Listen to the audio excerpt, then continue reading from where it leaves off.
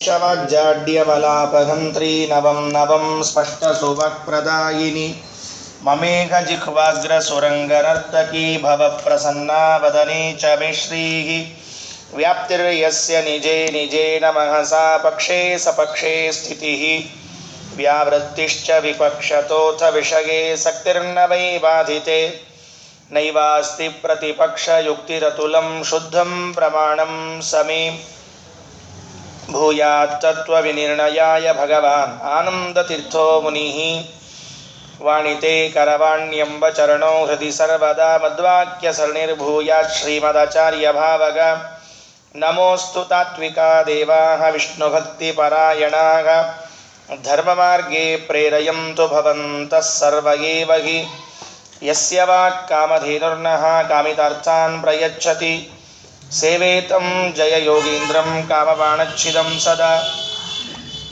पदवाक्यप्रमाणाब्धिविक्रीडनविशारदान् लक्ष्मीनारायणमुनीन् वन्दे विद्यागुरून् मम अर्थिकल्पितकल्पोऽयं प्रत्यर्थिगजकेसरी व्यासतीर्थगुरुर्भूयात् अस्मदिष्टार्थसिद्धये तपोविद्याविरक्त्यादिसद्गुणौघाकरानघं वादिराजगुरून् वन्दे हयग्रीवदयाश्रयान् प्रणमत्कामधेनुं च भजत्सुरतरूपमं श्रीभावबोधकृत्पादचिन्तामणिमुपास्महे मूकोऽपि यत्प्रसादेन मुकुन्दशयनायते राजराजायते रिक्तः राघवेन्द्रं तमाश्रये आसेतो रातुषा राद्रेः युदिशो जितवान्मुहुः सत्यध्यानगुरुः पातु यतीन्द्रैरपि पूजितः सत्याभिज्ञकराब्जोत्थान् पञ्चाशद्वर्षपूजकान् सत्यप्रमोदतीर्थार्यान् नौमिन्याय सुधारतान् बन्धुस्त्वं गुरुरिष्टदैवतमिति त्वत्पादपङ्केरुहं प्राप्तं मां परिपालयेति सततं याचे निबद्धाञ्जलिः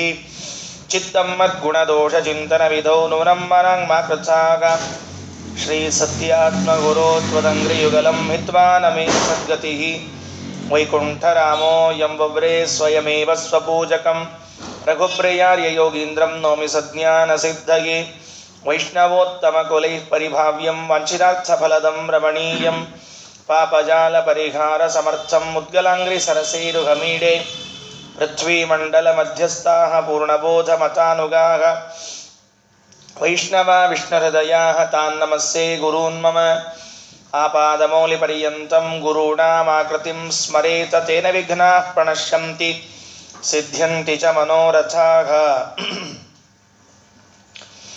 तमोनुदानन्दमवापलोकस्तत्त्वप्रदीपाकृतिगो गणेन यदास्य शीतांशुभुवा गुरूंस्तान् त्रिविक्रमार्यान् प्रणमामि वर्यान् मातर्मे मातरिष्वन् पितरतुलगुरो भ्रातरिष्टाब्दबन्धो स्वामिन् सर्वान्तरात्मन् अजरजरयितृज्जन्मवृत्यामयानां गोविन्दे देहि भक्तिं भवति च भगवन् ऊर्जितां निर्निमित्तां निर्व्याजां निश्चलां सद्गुणगणबृहतीं शाश्वतीम् आशुदेव ಸ್ವಸ್ತಿಯಸ್ತು.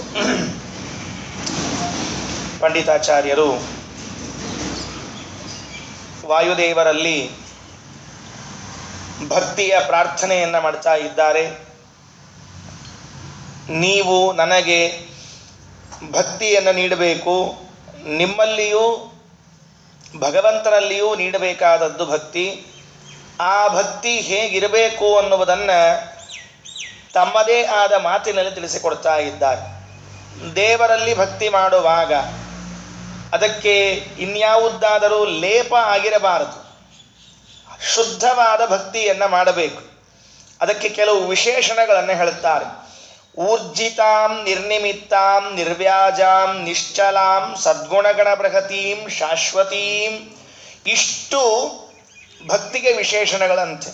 ಪ್ರಾಯಶಃ ಪಂಡಿತಾಚಾರ್ಯರನ್ನು ಬಿಟ್ಟರೆ ಇನ್ಯಾರೂ ಭಕ್ತಿಗೆ ಇಷ್ಟು ವಿಶೇಷಣಗಳನ್ನು ಕೊಟ್ಟಿಲ್ಲ. ಆಚಾರ್ಯರು ಭಕ್ತಿಯ ಸ್ವರೂಪವನ್ನು ಹೇಳಿದ್ದಾರೆ. ಟೀಕಾಕೃತ್ಪಾದರು ಭಕ್ತಿಯ ವಿವರಣೆಯನ್ನು ಮಾಡ್ತಾರೆ ಶ್ರೀಮನ್ಯಾಯಸುಧೆಯಲ್ಲಿ ಆಚಾರ್ಯರ ವಾಕ್ಯದ ಅಭಿಪ್ರಾಯವನ್ನು. ಆದರೆ ಭಕ್ತಿಯ ವಿಶೇಷಣಗಳು ಯಾವುದು ಅಂತ ಕೇಳಿದರೆ ಇಷ್ಟು ಅದ್ಭುತವಾಗಿ ಹೇಳ್ತಾರೆ. ಊರ್ಜಿತಾಂ ನಿರ್ನಿಮಿತ್ತಾಂ ನಿರ್ವ್ಯಾಜಾಂ ನಿಶ್ಚಲಾಂ ಸದ್ಗುಣಗಣ ಬೃಹತೀಂ ಶಾಶ್ವತೀಂ. 6 ವಿಶೇಷಣಗಳಿಂದ ಕೂಡಿರುವಂತಹ ಭಕ್ತಿಯನ್ನು ಹೇಳ್ತಾ ಇದ್ದಾರೆ. 6 ವಿಶೇಷಣಗಳು ಭಕ್ತಿಗೆ ಇರುವಂತಹದ್ದಾಗಿದೆ. ಏನು ಅದ್ಭುತ ಅದು! ಒಂದೊಂದು ವಿಶೇಷಣಗಳಿಗೂ ಒಂದೊಂದು ಮಹತ್ವ. ಎಂತಹ ಭಕ್ತಿಯನ್ನು ಕೊಡಬೇಕು ಅಂದರೆ ನಿಶ್ಚಲಾಂ ಭಕ್ತಿಂ ದೇಹಿ, ನಿಶ್ಚಲವಾದ ಭಕ್ತಿಯನ್ನು ಕೊಡ್ರಿ. ಮೊದಲನೇದು, ನಮ್ಮ ಭಕ್ತಿ ಚಂಚಲವಾದ ಭಕ್ತಿ ಇದೆ. ಆ ಚಂಚಲವಾದ ಭಕ್ತಿಯನ್ನು ಹೋಗಲಾಡಿಸಿ ನಿಶ್ಚಲವಾದ ಭಕ್ತಿಯನ್ನು ಕೊಡ್ರಿ ಅಂತ ಕೇಳುತ್ತಾರೆ. ನಿರ್ವ್ಯಾಜಾಂ, ಕಪಟ ಇಲ್ಲದೇ ಇರುವಂತಹ ಭಕ್ತಿಯನ್ನು ಕೊಡ್ರಿ. ಯಾಕೆಂದರೆ ಕಪಟಕ್ಕಾಗಿ ಭಕ್ತಿಯನ್ನು ಮಾಡೋದು, ಕಪಟದಿಂದ ಭಕ್ತಿಯನ್ನು ಮಾಡೋದು. ನಮ್ಮಲ್ಲಿ ಭಕ್ತಿಯನ್ನು ಮಾಡುವಾಗ ಕೆಲವೊಮ್ಮೆ ಏನಾಗ್ತಿರ್ತದೆ ಅಂದರೆ ಅವರು ಇವರು ನೋಡ್ಲಿಕ್ಕತ್ತಾರಲ್ಲ ಅಂತ ಮಾಡೋದು ನಾವೆಲ್ಲ.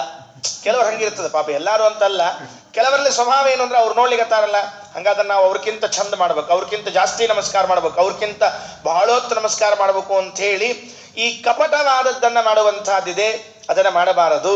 ಮತ್ತೆ ಆ ಭಕ್ತಿಯಲ್ಲಿ ಇನ್ನೇನಿರಬೇಕು ಅಂದರೆ ಸದ್ಗುಣಗಣ ಬೃಹತೀಂ, ಅದು ಆಚಾರ್ಯರು ಹೇಳಿರುವಂತಹ ಮಾತಿನ ವಿವರಣೆ. ಮಹಾತ್ಮ್ಯ ಜ್ಞಾನಪೂರ್ವಸ್ತು ಸುದೃಢ ಸ್ನೇಹ ಉಚ್ಚತೆ ಅಂತ ಹೇಳ್ತಾರೆ. ಆ ಮಹಾತ್ಮ್ಯ ಜ್ಞಾನ ಅಂತಿದೆಯಲ್ಲ ಭಕ್ತಿಯಲ್ಲಿ, ಅದನ್ನು ಹೇಳುವಾಗ ಸದ್ಗುಣಗಳ ಬೃಹತೀಂ ಅಂತ ಹೇಳ್ತಾರೆ. ಹೀಗೆ ಅತ್ಯದ್ಭುತವಾದ 6 ವಿಶೇಷಣಗಳನ್ನು ಕೊಟ್ಟಿದ್ದಾರೆ ಭಕ್ತಿಯ ಬಗ್ಗೆ. ಅದರ ಮೊದಲು ಪ್ರಾರ್ಥನೆ ಮಾಡ್ತಾರೆ, ನೀವ್ಯಾರು? ಮಾತಃ, ಪಂಡಿತಾಚಾರ್ಯರಂತಾರೆ ವಾಯುದೇವರೇ ನೀವೇ ನನಗೆ ತಾಯಿ, ಇನ್ಯಾರು ತಾಯಿ ಅಲ್ಲ. ಈ ಒಂದು ಶರಣಾಗತಿ ಇದೆಯಲ್ಲ, ಇದು ಬಹಳ ಮಹತ್ವದ್ದು. ವಾಯುದೇವರೇ ನಮಗೆ ತಾಯಿಯಾಗಿದ್ದಾರೆ, ತಂದೆಯಾಗಿದ್ದಾರೆ, ನಿಮಗೆ ಸದೃಶವಾದ ಇನ್ನೊಬ್ಬ ಗುರುಗಳು ಇಲ್ಲ, ಅಣ್ಣನಾಗಿದ್ದೀರಿ, ಇಷ್ಟರು ನೀವೇ, ಆಪ್ತರು ನೀವೇ, ಬಂಧುಗಳು ನೀವೇ, ನನ್ನ ಸಮಸ್ತ ಪರಿವಾರದವರು ಯಾರಿದ್ದಾರೆ ಅವರೆಲ್ಲ ನೀವೇ ಆಗಿದ್ದೀರಿ. ಸರ್ವಾಂತರಾತ್ಮನ್, ಎಲ್ಲರ ಅಂತರ್ಯಾಮಿಯಾಗಿ ಇರುವಂಥವರು, ಅಜರ, ಮುಪ್ಪಿಲ್ಲದವರು, ಜನ್ಮ ಮೃತ್ಯಾಮಯಾನಾಂ ಜರಯಿತು, ಹುಟ್ಟು ಸಾವುಗಳನ್ನು ಪರಿಹಾರ ಮಾಡುವಂಥವರಾಗಿದ್ದೀರಿ. ನಿಮ್ಮಂಥವರು ನೀವು ಗೋವಿಂದೇ ದೇಹಿ ಭಕ್ತಿಂ, ಭಗವಂತನಲ್ಲಿ ನನಗೆ ಭಕ್ತಿಯನ್ನು ಕೊಡ್ರಿ, ನಿಮ್ಮಲ್ಲಿ ಭಕ್ತಿಯನ್ನು ಕೊಡ್ರಿ ಅಂತ ಹೇಳ್ತಾರೆ. ಈ ಶ್ಲೋಕದ ವಿವರಣೆ ಸಾಕಷ್ಟು ಮಾಡಬೇಕಾಗತ್ತೆ. ಕೆಲವು ಹಂತದವರೆಗೆ ನಾನು ಮಾಡುವ ಪ್ರಯತ್ನವನ್ನು ಮಾಡ್ತೇನೆ. ಮಾತರಿಶ್ವನ್ ಅಂತ ವಾಯುದೇವರಿಗೆ ಹೆಸರು. ಯಾತಕ್ಕಾಗಿ ಮಾತರಿಶ್ವನ್ ಅಂತ ಕರೀತಾರೆ? ಮಾತರಿಶ್ವ ಅದು ಸಂಬೋಧನಾ ವಿಭಕ್ತಿ ಆದ್ದರಿಂದ ಮಾತರಿಶ್ವನ್ ಅಂತ ಕರೆದಿದ್ದಾರೆ. ಮಾತರಿಶ್ವ ಅನ್ನುವಂಥದ್ದು ಒಂದು ವಾಯುದೇವರಿಗೆ ಅಪರೂಪದ ಹೆಸರು. ಏನಿದು ಕರೆದದ್ದು? ಯಾಕೆ ಹೀಗೆ ಕರೀತಾರೆ?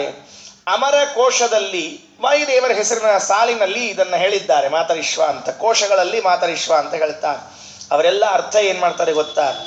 ಮಾತರಿ ಶ್ವಯತೆ ಇತಿ ಮಾತರಿಶ್ವ, ಬಿಡಿಸೋದು ಹೀಗೆ, ಮಾತರಿ ಶ್ವಯತೆ ಇತಿ ಮಾತರಿಶ್ವ, ಅಂತರಿಕ್ಷದಲ್ಲಿ ಸಂಚಾರವನ್ನು ಮಾಡ್ತಾರಾದ್ದರಿಂದ ವಾಯುವಿಗೆ ಮಾತರಿಶ್ವ ಅಂತ ಕರಿಬೇಕು ಅಂತ. ಈ ಅರ್ಥವನ್ನು ಡಿಕ್ಷನರಿ ಮೀನಿಂಗ್ ನೆನಪಿಟ್ಕೊಳ್ರಿ. ಡಿಕ್ಷನರಿ ಮೀನಿಂಗ್ ಏನು ಅಂದರೆ, ಕೋಶದ ಅರ್ಥ ಏನು ಅಂದರೆ ಅಂತರಿಕ್ಷದಲ್ಲಿ ಎಲ್ಲೆಲ್ಲಿ ಸ್ಪೇಸ್ ಇದೆಯೋ ಅಲ್ಲೆಲ್ಲ ಕಡೆಗೆ ಅಡ್ಡಾಡುವಂಥವರು ಯಾರಿದ್ದಾರಲ್ಲ ಅವರು ಮಾತರಿಶ್ವ ಅಂತ ಹೆಸರು ಅಂತ ಕೋಶದಲ್ಲಿ ಕರೀತಾರೆ. ಸಮಸ್ಯೆ ಏನು ಅಂದರೆ ಮಾತಾ ಎಂಬುವಂತಹ ಶಬ್ದಕ್ಕೆ ಅಂತರಿಕ್ಷ ಎಂಬುವ ಅರ್ಥ ಎಲ್ಲಿಂದ ಬಂತು ಅಂತ ಯಾರೂ ಉತ್ತರವನ್ನು ಹೇಳೋದಿಲ್ಲ. ಅರ್ಥ ಇಲ್ಲ. ಮಾತಾ ಅನ್ನೋ ಶಬ್ದಕ್ಕೆ ತಾಯಿ ಅಂತ ಅರ್ಥ ಇದೆ, ಮಾತಾ ಅನ್ನೋ ಶಬ್ದಕ್ಕೆ ಅಂತರಿಕ್ಷ ಅಂತ ಅರ್ಥ ಇಲ್ಲ. ಆದರೆ ಅರ್ಥವನ್ನು ಬರೆದು ಬಿಟ್ರು ಎಲ್ಲರೂ. ಕೋಶಕಾರರು ಏನು ಬರೆದ್ರು ಅಂದರೆ ಮಾತರಿಶ್ವನ್ ಅಂದರೆ ಅಂತರಿಕ್ಷದಲ್ಲಿ ಸಂಚಾರ ಮಾಡುವರು ಅಂತ. ಅವರಿಗೆ ಯಾರು ಅಧಿಕಾರ ಕೊಟ್ಟರು? ಕೋಶಕಾರರಿಗೆ ಯಾರು ಅಧಿಕಾರ ಕೊಟ್ಟರು? ಮಾತಾ ಅನ್ನೋ ಶಬ್ದಕ್ಕೆ ಅಂತರಿಕ್ಷ ಅನ್ನುವ ಅರ್ಥ ಎಲ್ಲೂ ಪ್ರಸಿದ್ಧ ಇಲ್ಲ, ವೇದದಲ್ಲೂ ಇಲ್ಲ, ಇಲ್ಲೂ ಇಲ್ಲ. ಇದೇ ವೇದದಲ್ಲಿ ಹೇಳುವಾಗ ದ್ಯಾವಾ ರೋಧಸಿ ಮಾತಾ ಪಿತಾ ಅನ್ನುವಂತಹ ಭಾಷೆಯಲ್ಲಿ ಹೇಳುವಾಗ ಹೇಳ್ತಾರೆ, ಆದರೆ ಆ ಅರ್ಥದಲ್ಲಿ ಇಲ್ಲಿ ಬಳಕೆ ಆಗ್ತಾ ಇಲ್ಲ. ಹಾಗಾದರೆ ಮಾತರಿಶ್ವ ಅನ್ನೋ ಶಬ್ದಕ್ಕೆ ಅರ್ಥ ಏನು ಮಾಡಬೇಕು? ಬಹಳ ಸುಂದರವಾದ ಅರ್ಥ ಇದೆ. ಮಾತಾ ಅಂದರೆ ನಿರ್ಮಾತ ಅಂತ ಅರ್ಥ, ಸರಳವಾದ ಅರ್ಥ. ಮಾತಾ ನಿರ್ಮಾತ, ಜಗನ್ನಿರ್ಮಾತ ಇದ್ದಾನಲ್ಲ ಯಾರು? ಭಗವಂತ. ನಿರ್ಮಾತರಿ ಶ್ವಯತೆ ಇತಿ ಮಾತರಿಶ್ವ, ಜಗತ್ತಿನ ನಿರ್ಮಾಣ ಮಾಡುವಂತಹ ವ್ಯಕ್ತಿ ಪರಮಾತ್ಮ, ಅವನಲ್ಲಿ ಸದಾ ಭಕ್ತಿಯನ್ನು ಮಾಡ್ತಾ ಇದ್ದಾರೆ. ಆದ್ದರಿಂದ ವಾಯುದೇವರಿಗೆ ಮಾತರಿಶ್ವ ಅಂತ ಕರಿಬೇಕು. ಇದು ಜಗತ್ ಪ್ರಸಿದ್ಧವಾದ ಅರ್ಥ. ಇದನ್ನು ಬಿಟ್ಬಿಟ್ರು ಬೇರೆ ಅರ್ಥವನ್ನು ಹೇಳಲಿಕ್ಕೆ ಶುರು ಮಾಡಿದ್ರು. ಮಾತಾ ಅಂದರೆ ನಿರ್ಮಾತ, ನಿರ್ಮಾತ ಅಂದರೆ ನಿರ್ಮಾಣ ಮಾಡುವನು.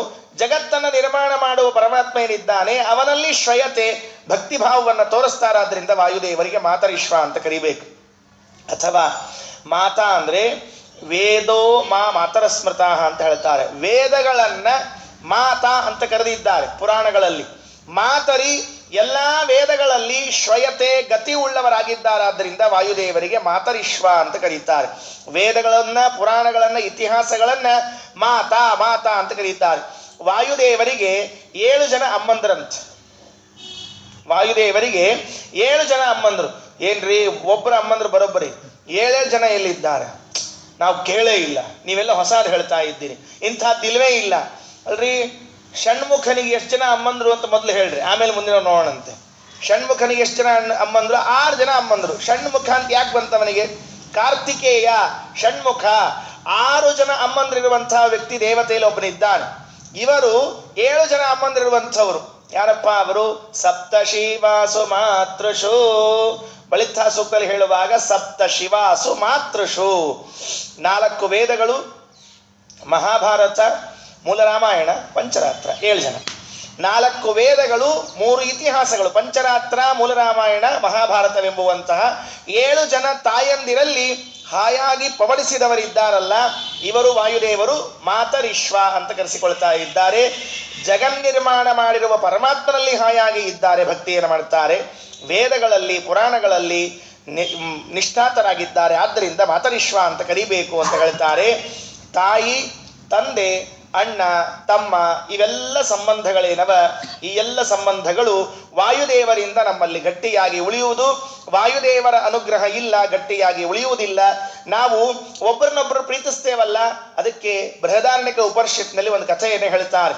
ಯಾಜ್ಞವಲ್ಕ್ಯರು ಮೈತ್ರೇಯಿಗೆ ಹೇಳುವಾಗ, ಗಾರ್ಗಿಗೆ ಅವರ ಹೆಂಡಂದ್ರಿಗೆ ಹೇಳ್ತಾ ಇರುವಾಗ ಹೇಳ್ತಾರೆ, ಪ್ರಾಯಶಃ ಹೆಂಡತಿ ಮುಂದೆ ಪ್ರವಚನ ಮಾಡಿದವರಂದ್ರೆ ಅವರೊಬ್ಬರೇ ಇರಬೇಕು, ಯಾಜ್ಞವಲ್ಕ್ಯರು ಒಬ್ಬರೇ ಇರಬೇಕು. ಯಾಕಂದ್ರೆ ಗಂಡಂದ್ರ ಪ್ರವಚನಕ್ಕೆ ಹೆಂಡಂದ್ರೆ ಬರೋದೇ ಇಲ್ಲರಿ ಸಾಮಾನ್ಯವಾಗಿ. ನನ್ನ ಪ್ರವಚನಕ್ಕೆ ನನ್ನ ಹೆಂಡತಿ ಎಂದೂ ಬಂದಿರೋದಿಲ್ಲ, ಸಾಮಾನ್ಯವಾಗಿ ಆಕೆ ಬರೋದೇ ಇಲ್ಲ. ಯಾಕೆಂದ್ರೆ ಆಕೆಗೆ ತಡ್ಕೊಳ್ಳಿಕ್ಕೆ ಆಗೋದಿಲ್ಲ. ನಿಮ್ಮ ಪ್ರವಚನ ಕೇಳಿ ರಗಡೆ ಆಗಿದೆ, ಮನೆಯಾಗ ಕೇಳಿ ರಗಡೆ ಆಗಿದೆ, ಅಲ್ಲಿ ಪ್ರವಚನ ಕೇಳಿ ಬರೋದೇ ಇಲ್ಲ. ಅಷ್ಟೇ ಅಲ್ಲ, ನನ್ನದು ಅಂತಲ್ಲ, ಎಲ್ಲ ಉಪನ್ಯಾಸಗಳಲ್ಲೂ ನೋಡಿಕೊಳ್ಳ್ರಿ, ಯಾರೇ ಪಂಡಿತರು ಬಂದರೂ ಅವ್ರ ಹೆಂಡಂದ್ರೆ ಉಪನ್ಯಾಸಕ್ಕೆ ಬರೋದಿಲ್ಲ. ಆದರೆ ಇದೊಂದು ಉಲ್ಟಾ. ಬೃಹದಾರಣ್ಯಕ ಉಪನಿಷತ್ನಲ್ಲಿ ಏನಾದದ್ದು ಅಂದ್ರೆ ಹೆಂಡತಿಯನ್ನ ಕೂಡಿಸಿಟ್ಟು ಉಪನ್ಯಾಸವನ್ನು ಮಾಡುತ್ತಾರೆ. ನವ ಅರೆ ಪತ್ಯು ಕಾಮಾಯ ಪತಿ ಪ್ರಿಯೋ ಭವತಿ, ಆತ್ಮನಸ್ತು ಕಾಮಾಯ ಪತಿ ಪ್ರಿಯೋ ಭವತಿ ಅಂತ ಉಪನಿಷತ್ ಹೇಳ್ತಾ ಇದ್ದಾರೆ. ನಾವು ಹೆಂಡತಿಯನ್ನು ಪ್ರೀತಿಸ್ತೇವೆ, ಮಕ್ಕಳನ್ನು ಪ್ರೀತಿಸ್ತೇವೆ. ಯಾತಕ್ಕಾಗಿ ಪ್ರೀತಿಸ್ತೇವೆ ಅಂದರೆ ಹೆಂಡತಿ ಅನ್ನುವುದಕ್ಕಾಗಿ ಅಲ್ಲ, ಮಕ್ಕಳು ಅನ್ನುವುದಕ್ಕಾಗಿ ಅಲ್ಲ, ನನಗೆ ಬೇಕು ಅನ್ನುವುದಕ್ಕಾಗಿ ಪ್ರೀತಿಸ್ತೇವೆ ನಾವೆಲ್ಲ. ಅಲ್ಲಿ ಆಚಾರ್ಯರು ವ್ಯಾಖ್ಯಾನ ಮಾಡ್ತಾರೆ, ನನಗೆ ಅಂದರೆ ಯಾರು? ನಿನಗೋ, ನಿನ್ನೊಳಗಿರುವ ಪರಮಾತ್ಮನಿಗೋ, ನಿನ್ನೊಳಗಿರುವ ವಾಯುದೇವರಿಗೋ ಅಂತ ಪ್ರಶ್ನೆಯನ್ನು ಕೇಳಿಕೊಂಡು ಉತ್ತರ ಹೇಳ್ತಾರೆ. ನೀನು ನಿನಗಾಗಿಯೂ ಪ್ರೀತಿಸ್ತಾ ಇಲ್ಲ, ಭಗವಂತ ಅಲ್ಲಿದ್ದು ಪ್ರೀತಿಯನ್ನು ಹುಟ್ಟಿಸ್ತಾನೆ. ಪಂಡಿತಾಚಾರ್ಯರಂತಾರೆ ವಾಯುದೇವರಲ್ಲಿದ್ದು ಪ್ರೀತಿಯನ್ನು ಹುಟ್ಟಿಸ್ತಾರೆ ಅನ್ನುವುದಕ್ಕಾಗಿ ಅವರನ್ನು ಪ್ರೀತಿಸ್ತೀಯ. ಅವರು ಪ್ರೀತಿ ಹುಟ್ಟಿಸದೇ ಇದ್ರೆ ನೀನು ಯಾರನ್ನೂ ಪ್ರೀತಿಸುವುದಿಲ್ಲ. ಆತ್ಮನಸ್ತು ಕಾಮಾಯ ಪತಿ ಪ್ರಿಯೋ ಭವತಿ. ಆ ಭಗವಂತನ ಇಚ್ಛೆಯಿಂದ ಇವರೆಲ್ಲ ಪ್ರಿಯರಾಗ್ತಾರಂತೆ. ಆಚಾರ್ಯ ಅನುವ್ಯಾಖ್ಯಾನದಲ್ಲಿ ಒಂದು ಮಾತು ಹೇಳ್ತಾರೆ, ಯತ್ ಸಂಪರ್ಕಾತ್ ಪ್ರಿಯ ಆಸನ್ ತತಃ ಕೋನ್ ವಪರಃ ಪ್ರಿಯ. ಯಾರ ಸಂಪರ್ಕಕ್ಕೆ ಒಳಗಾದದ್ದಕ್ಕೆ ಇವರೆಲ್ಲರೂ ನಮಗೆ ಬೇಕಾದವರಾದರು. ಅವರ ಸಂಪರ್ಕ ಇಲ್ಲ ಅಂತಾದರೆ ಇವರು ಯಾರೂ ಆಗೋದೇ ಇಲ್ಲ, ನಮಗೆ ಯಾರೂ ಬೇಡ ಆಗ್ಬಿಡ್ತಾರೆ. ಹಾಗಾಗಿ ವಾಯುದೇವರ ಪರಮಾತ್ಮನ ಸಂಪರ್ಕಕ್ಕೆ ಒಳಗಾದರಲ್ಲ, ಹಾಗಾಗಿ ಅವರೆಲ್ಲ ನಮಗೆ ಬೇಕಾದರೂ. ಮಾತರ್ಮೇ ಮಾತರಿಶ್ವನ್ ಪಿತಃ ಅತುಲ ಗುರು. ಎಂತಹ ಸಂಬೋಧನೆಯನ್ನು ಮಾಡ್ತಾರೆ ಗೊತ್ತಾ? ನಿಮ್ಮಂತಹ ಗುರುಗಳು ಇನ್ನೊಬ್ಬರು ಜಗತ್ನಲ್ಲಿ ಇಲ್ಲ. ಯಾರಿದ್ದಾರೆ? ಆಚಾರ್ಯಂತಹ ಗುರುಗಳನ್ನು ಎಲ್ಲಿಂದ ತರಿಸಬೇಕು ಅಂತ ಒಂದು ಕೇಳ್ತಾರೆ. ಅದಕ್ಕೆ ಸಂಸ್ಕೃತದಲ್ಲಿ ಈ ಕೈಗಳಲ್ಲಿ ಬೆರಳಿಗೆ ಒಂದೊಂದು ಹೆಸರಿದೆ ಅಂತ. ಬಹಳ ಬಹಳ ವಿಚಿತ್ರ ಇದು. ಅಂಗುಷ್ಟ, ತರ್ಜನಿ, ಮಧ್ಯಮ, ಅನಾಮಿಕ, ಕನಿಷ್ಠ ಅನ್ನುವ ಹೆಸರುಗಳು ಈ ಬೆರಳಲ್ಲಿ ಇರ್ತಕ್ಕಂಥದ್ದಾಗಿದೆ. ನೋಡ್ರಿ, ಅಂದರೆ ನಮಗಿದೂ ಪರಿಚಯ ಇಲ್ಲ. ಇದನ್ನ ಹೆಬ್ಬೆರಳು, ನಾವೆಲ್ಲ ಕನ್ನಡದಲ್ಲಿ ಹೆಬ್ಬೆರಳು ಅಂತ ಕರಿತೀವಿ, ಅಂಗುಷ್ಟ ಅಂತ ಕರೀತಾರೆ. ಇದು ತೋರ್ಬೆರಳು, ತರ್ಜನಿ ಅಂತ ಕರೀತಾರೆ. ಇದು ಮಧ್ಯದಲ್ಲಿ ಇದ್ದದ್ದು ಮಧ್ಯಮ ಅಂತ ಕರೀತಾರೆ. ಇದಕ್ಕೆ ಅನಾಮಿಕ ಅಂತ ಹೆಸರು, ಇದಕ್ಕೆ ಕನಿಷ್ಠ ಅಂತ ಹೆಸರು. ಯಾರೋ ಸುಮ್ಮನೆ ಕೂತಿರುವಾಗ ಪ್ರಶ್ನೆ ಕೇಳಿದ್ರಂತೆ, ಇವೆಲ್ಲ ಬೆರಳುಗಳು ಕರೆಕ್ಟ್, ಇದು ಕನಿಷ್ಠ ಯಾಕೆ ಕೊನೆಗಿದೆ? ಬರೋಬ್ಬರಿ. ಇದು ಅಂಗುಷ್ಟ, ಇದು ಕರೆಕ್ಟು, ಇದು ಮಧ್ಯ, ಇದು ಅನಾಮಿಕ. ಏನಿದು ಅನಾಮಿಕ ಅಂದರೆ? ಏನಿದು ಅನಾಮಿಕ ಅಂದರೆ? ಹೆಸರು ಇಲ್ಲದ್ದು. ಹಿಂದೆಲ್ಲ ಪಾಪ ಸಿನಿಮಾದಾಗಿದೆ ಹೆಸರು ಹೇಳ್ತಿದ್ರು, ಅನಾಮಿಕ ಅಂತ ಬರೀತಿದ್ರು. ಕೆಲವರೆಲ್ಲ ಪತ್ರ ಬರೆದು ಕಳಿಸ್ತಿದ್ರು ನೋಡ್ರಿ ಪೇಪರಿಗೆ, ಅನಾಮಿಕನು ಅಂತ ಬರೀತಿದ್ರು. ಯಾಕಂದ್ರೆ ಹೆಸರು ಹೇಳೋಂಗಿಲ್ಲ. ಹಾಗಾದರೆ ಈ ಬೆರಳಿನ ಹೆಸರು ಅನಾಮಿಕ ಯಾಕೆ ಅನ್ನುವುದನ್ನು ಒಬ್ಬ ಕವಿ ಹೇಳ್ತಾನೆ. ನಾವು ಯಾವಾಗಲೂ ಕೌಂಟ್ ಮಾಡುವಾಗ ಹೀಗೆ ಕೌಂಟ್ ಮಾಡ್ತೀವಿ, 1 2 3 4 5 ಹಿಂಗೆ ಎಣಿಸ್ತೀವಿ. ಯಾವಾಗಲೂ ಯಾರು ಹಿಂಗೆ ಎಣಿಸಂಗಿಲ್ಲ. ಸಾಮಾನ್ಯ ಈಗ ಉಲ್ಟಾ ಆಗಿದೆ.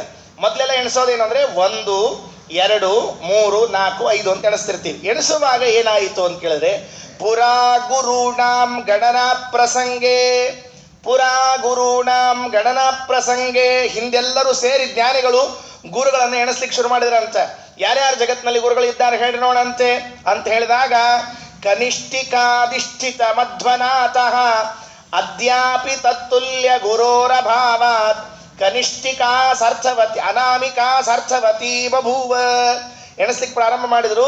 ಮಧ್ವಾಚಾರ್ಯರು ಅಂತ ಮೊದಲನೇ ಬಟ್ ಇಟ್ರಂತ. ಹಿಂಗೆ ಎಣಿಸ್ಬೇಕಲ್ಲ ಯಾರು ಗುರುಗಳಿದ್ದಾರೆ ಅಂತ. ಮಧ್ವಾಚಾರ್ಯರು ಅಂತ ಇಟ್ರು. ಎರಡನೇ ಗುರುಗಳನ್ನು ಹುಡುಕ್ಲಿಕ್ಕೆ ಹೋದ್ರಂತೆ. ಇಲ್ಲಿವರೆಗೂ ಯಾರು ಸಿಗ್ಲಿಲ್ಲ ಅಂತ. ಇದಕ್ಕೆ ಪಾಪ ಹೆಸರೇನು ಬಂತು ಅಂದ್ರೆ ಅನಾಮಿಕಾ ಅಂತ ಹಂಗೆ ಹೆಸರು ಬಂತಂತೆ. ಇದಕ್ಕೇನು ಹೆಸರು ಬಂತು? ಅನಾಮಿಕಾ. ಯಾಕಂದ್ರೆ ಎಣಿಸ್ಲಿಕ್ಕೆ ಶುರು ಮಾಡಿದ್ರು. ಪುರಾ ಗುರುಣಾಂ ಗಣನಾ ಪ್ರಸಂಗೆ ಕನಿಷ್ಠಿಕಾಧಿಷ್ಠಿತ ಮಧ್ವನಾಥಃ ಅದ್ಯಾಪಿ ತತ್ತುಲ್ಯ ಗುರೋರಭಾವಾತ್ ಅನಾಮಿಕಾ ಸಾರ್ಥವತಿ ಬಭೂವ. ಇವತ್ತಿಗೂ ಆಚಾರ್ಯ ಸಮನಾದ ಗುರುಗಳು ಸಿಗಲಿಲ್ಲ. ಆದ್ದರಿಂದ ಈ ಬೆರಳಿಗೆ ಅನಾಮಿಕಾ ಹೆಸರಿಲ್ಲದ್ದು. ಯಾಕಂದ್ರೆ ನೆಕ್ಸ್ಟ್ ಯಾರು ಬರಲೇ ಇಲ್ಲ ಅಂತ ಹೇಳಿ ಅದನ್ನ ಹಾಗೆ ಇಟ್ರು ಅಂತ ತಮಾಷೆ ಮಾಡ್ತಾರೆ. ಆದ್ರಿಂದ ಅತುಲ ಗುರು, ಶ್ರೀಮದಾಚಾರ್ಯರಿಗೆ ಸಮಾನನಾದ ಯಾವ ಗುರುಗಳಿಲ್ಲ. ಅವರ ಯೋಗ್ಯತೆಯನ್ನು ಏರುವಂತಹ ಗುರುಗಳೇ ಇಲ್ಲ. ಭ್ರಾತಃ ಇಷ್ಟಾಪ್ತ ಬಂಧೋ ಸ್ವಾಮಿನ್ ಸರ್ವಾಂತರಾತ್ಮನ್, ಎಲ್ಲರ ಅಂತರ್ಯಾಮಿಯಾದವರು, ರಮಾ ಬ್ರಹ್ಮ ಲಕ್ಷ್ಮೀದೇವಿಯನ್ನ ಪರಮಾತ್ಮನ ಹೊರತುಪಡಿಸಿ ಎಲ್ಲರ ಅಂತರ್ಯಾಮಿಯಾಗಿದ್ದವರು, ಅಜರ, ಮುಪ್ಪಿಲ್ಲ. ವಾಯುದೇವರಿಗೆ ಎಂದೆಂದೂ ಯಾವ ದೇಹದಲ್ಲೂ ಮುಪ್ಪು ಬಂದಿಲ್ಲ. ಇದೊಂದು ಆಶ್ಚರ್ಯ ನೋಡಿಕೊಳ್ಳ್ರಿ. ದೇವತೆಗಳಿಗೆ ಮೂಲ ರೂಪದಲ್ಲಿ ಮುಪ್ಪಿಲ್ಲ.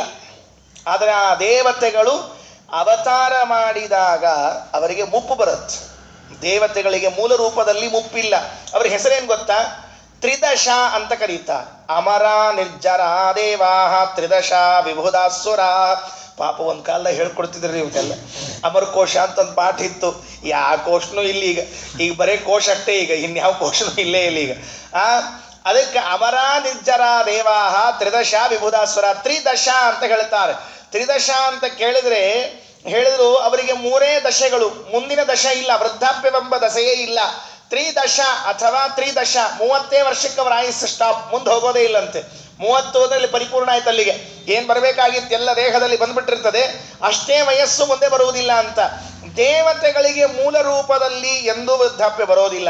ಆದರೆ ಅವತಾರ ಮಾಡಿದಾಗ ವೃದ್ಧಾಪ್ಯ ಬರ್ತದೆ. ಅದರಲ್ಲಿಯೂ ವಾಯುದೇವರಿಗೆ ಮಾತ್ರ ಅವತಾರದಲ್ಲಾಗಲಿ ಮೂಲ ರೂಪದಲ್ಲಾಗಲಿ ಎಂದೂ ವೃದ್ಧಾಪ್ಯ ಬಂದಿಲ್ಲ. ಅದಕ್ಕಾಗಿ ಅವರನ್ನ ಅಜರ ಅಂತ ಕರೀತಾ ಇದ್ದಾರೆ. ನೋಡಿ ಯಾರ್ಯಾರಿಗೆ ವೃದ್ಧಾಪ್ಯ ಬಂದಿದೆ ಅಂತ ಒಂದು ಕಥೆಯನ್ನು ಹೇಳ್ತದೆ ಮಹಾಭಾರತ. ರಾಮಾಯಣದಲ್ಲೂ ಆ ಕಥೆ ಬಂದಿರತಕ್ಕಂಥದ್ದಾಗಿದೆ. ಅದರಲ್ಲಿ ಜಾಂಬುವಂತನ ಕಥೆಯನ್ನು ಹೇಳ್ತಾರೆ. ಪ್ರಾಯಶಃ ಜಾಂಬುವಂತನ ಕಥೆಯನ್ನು ನಾವು ಕಡಿಮೆ ಕೇಳಿದ್ದೇವೆ. ಏನು ಕೇಳಿದ್ದೇವೆ ಅಂದರೆ, ಜಾಂಬುವಂತನ ಕಥೆಯಲ್ಲಿ ಕೃಷ್ಣ ಸೆಮಂತಕಮಣಿಯನ್ನು ತರಲಿಕ್ಕೆ ಹೋದ ಕಥೆಯನ್ನು ಕೇಳ್ತೇವೆ.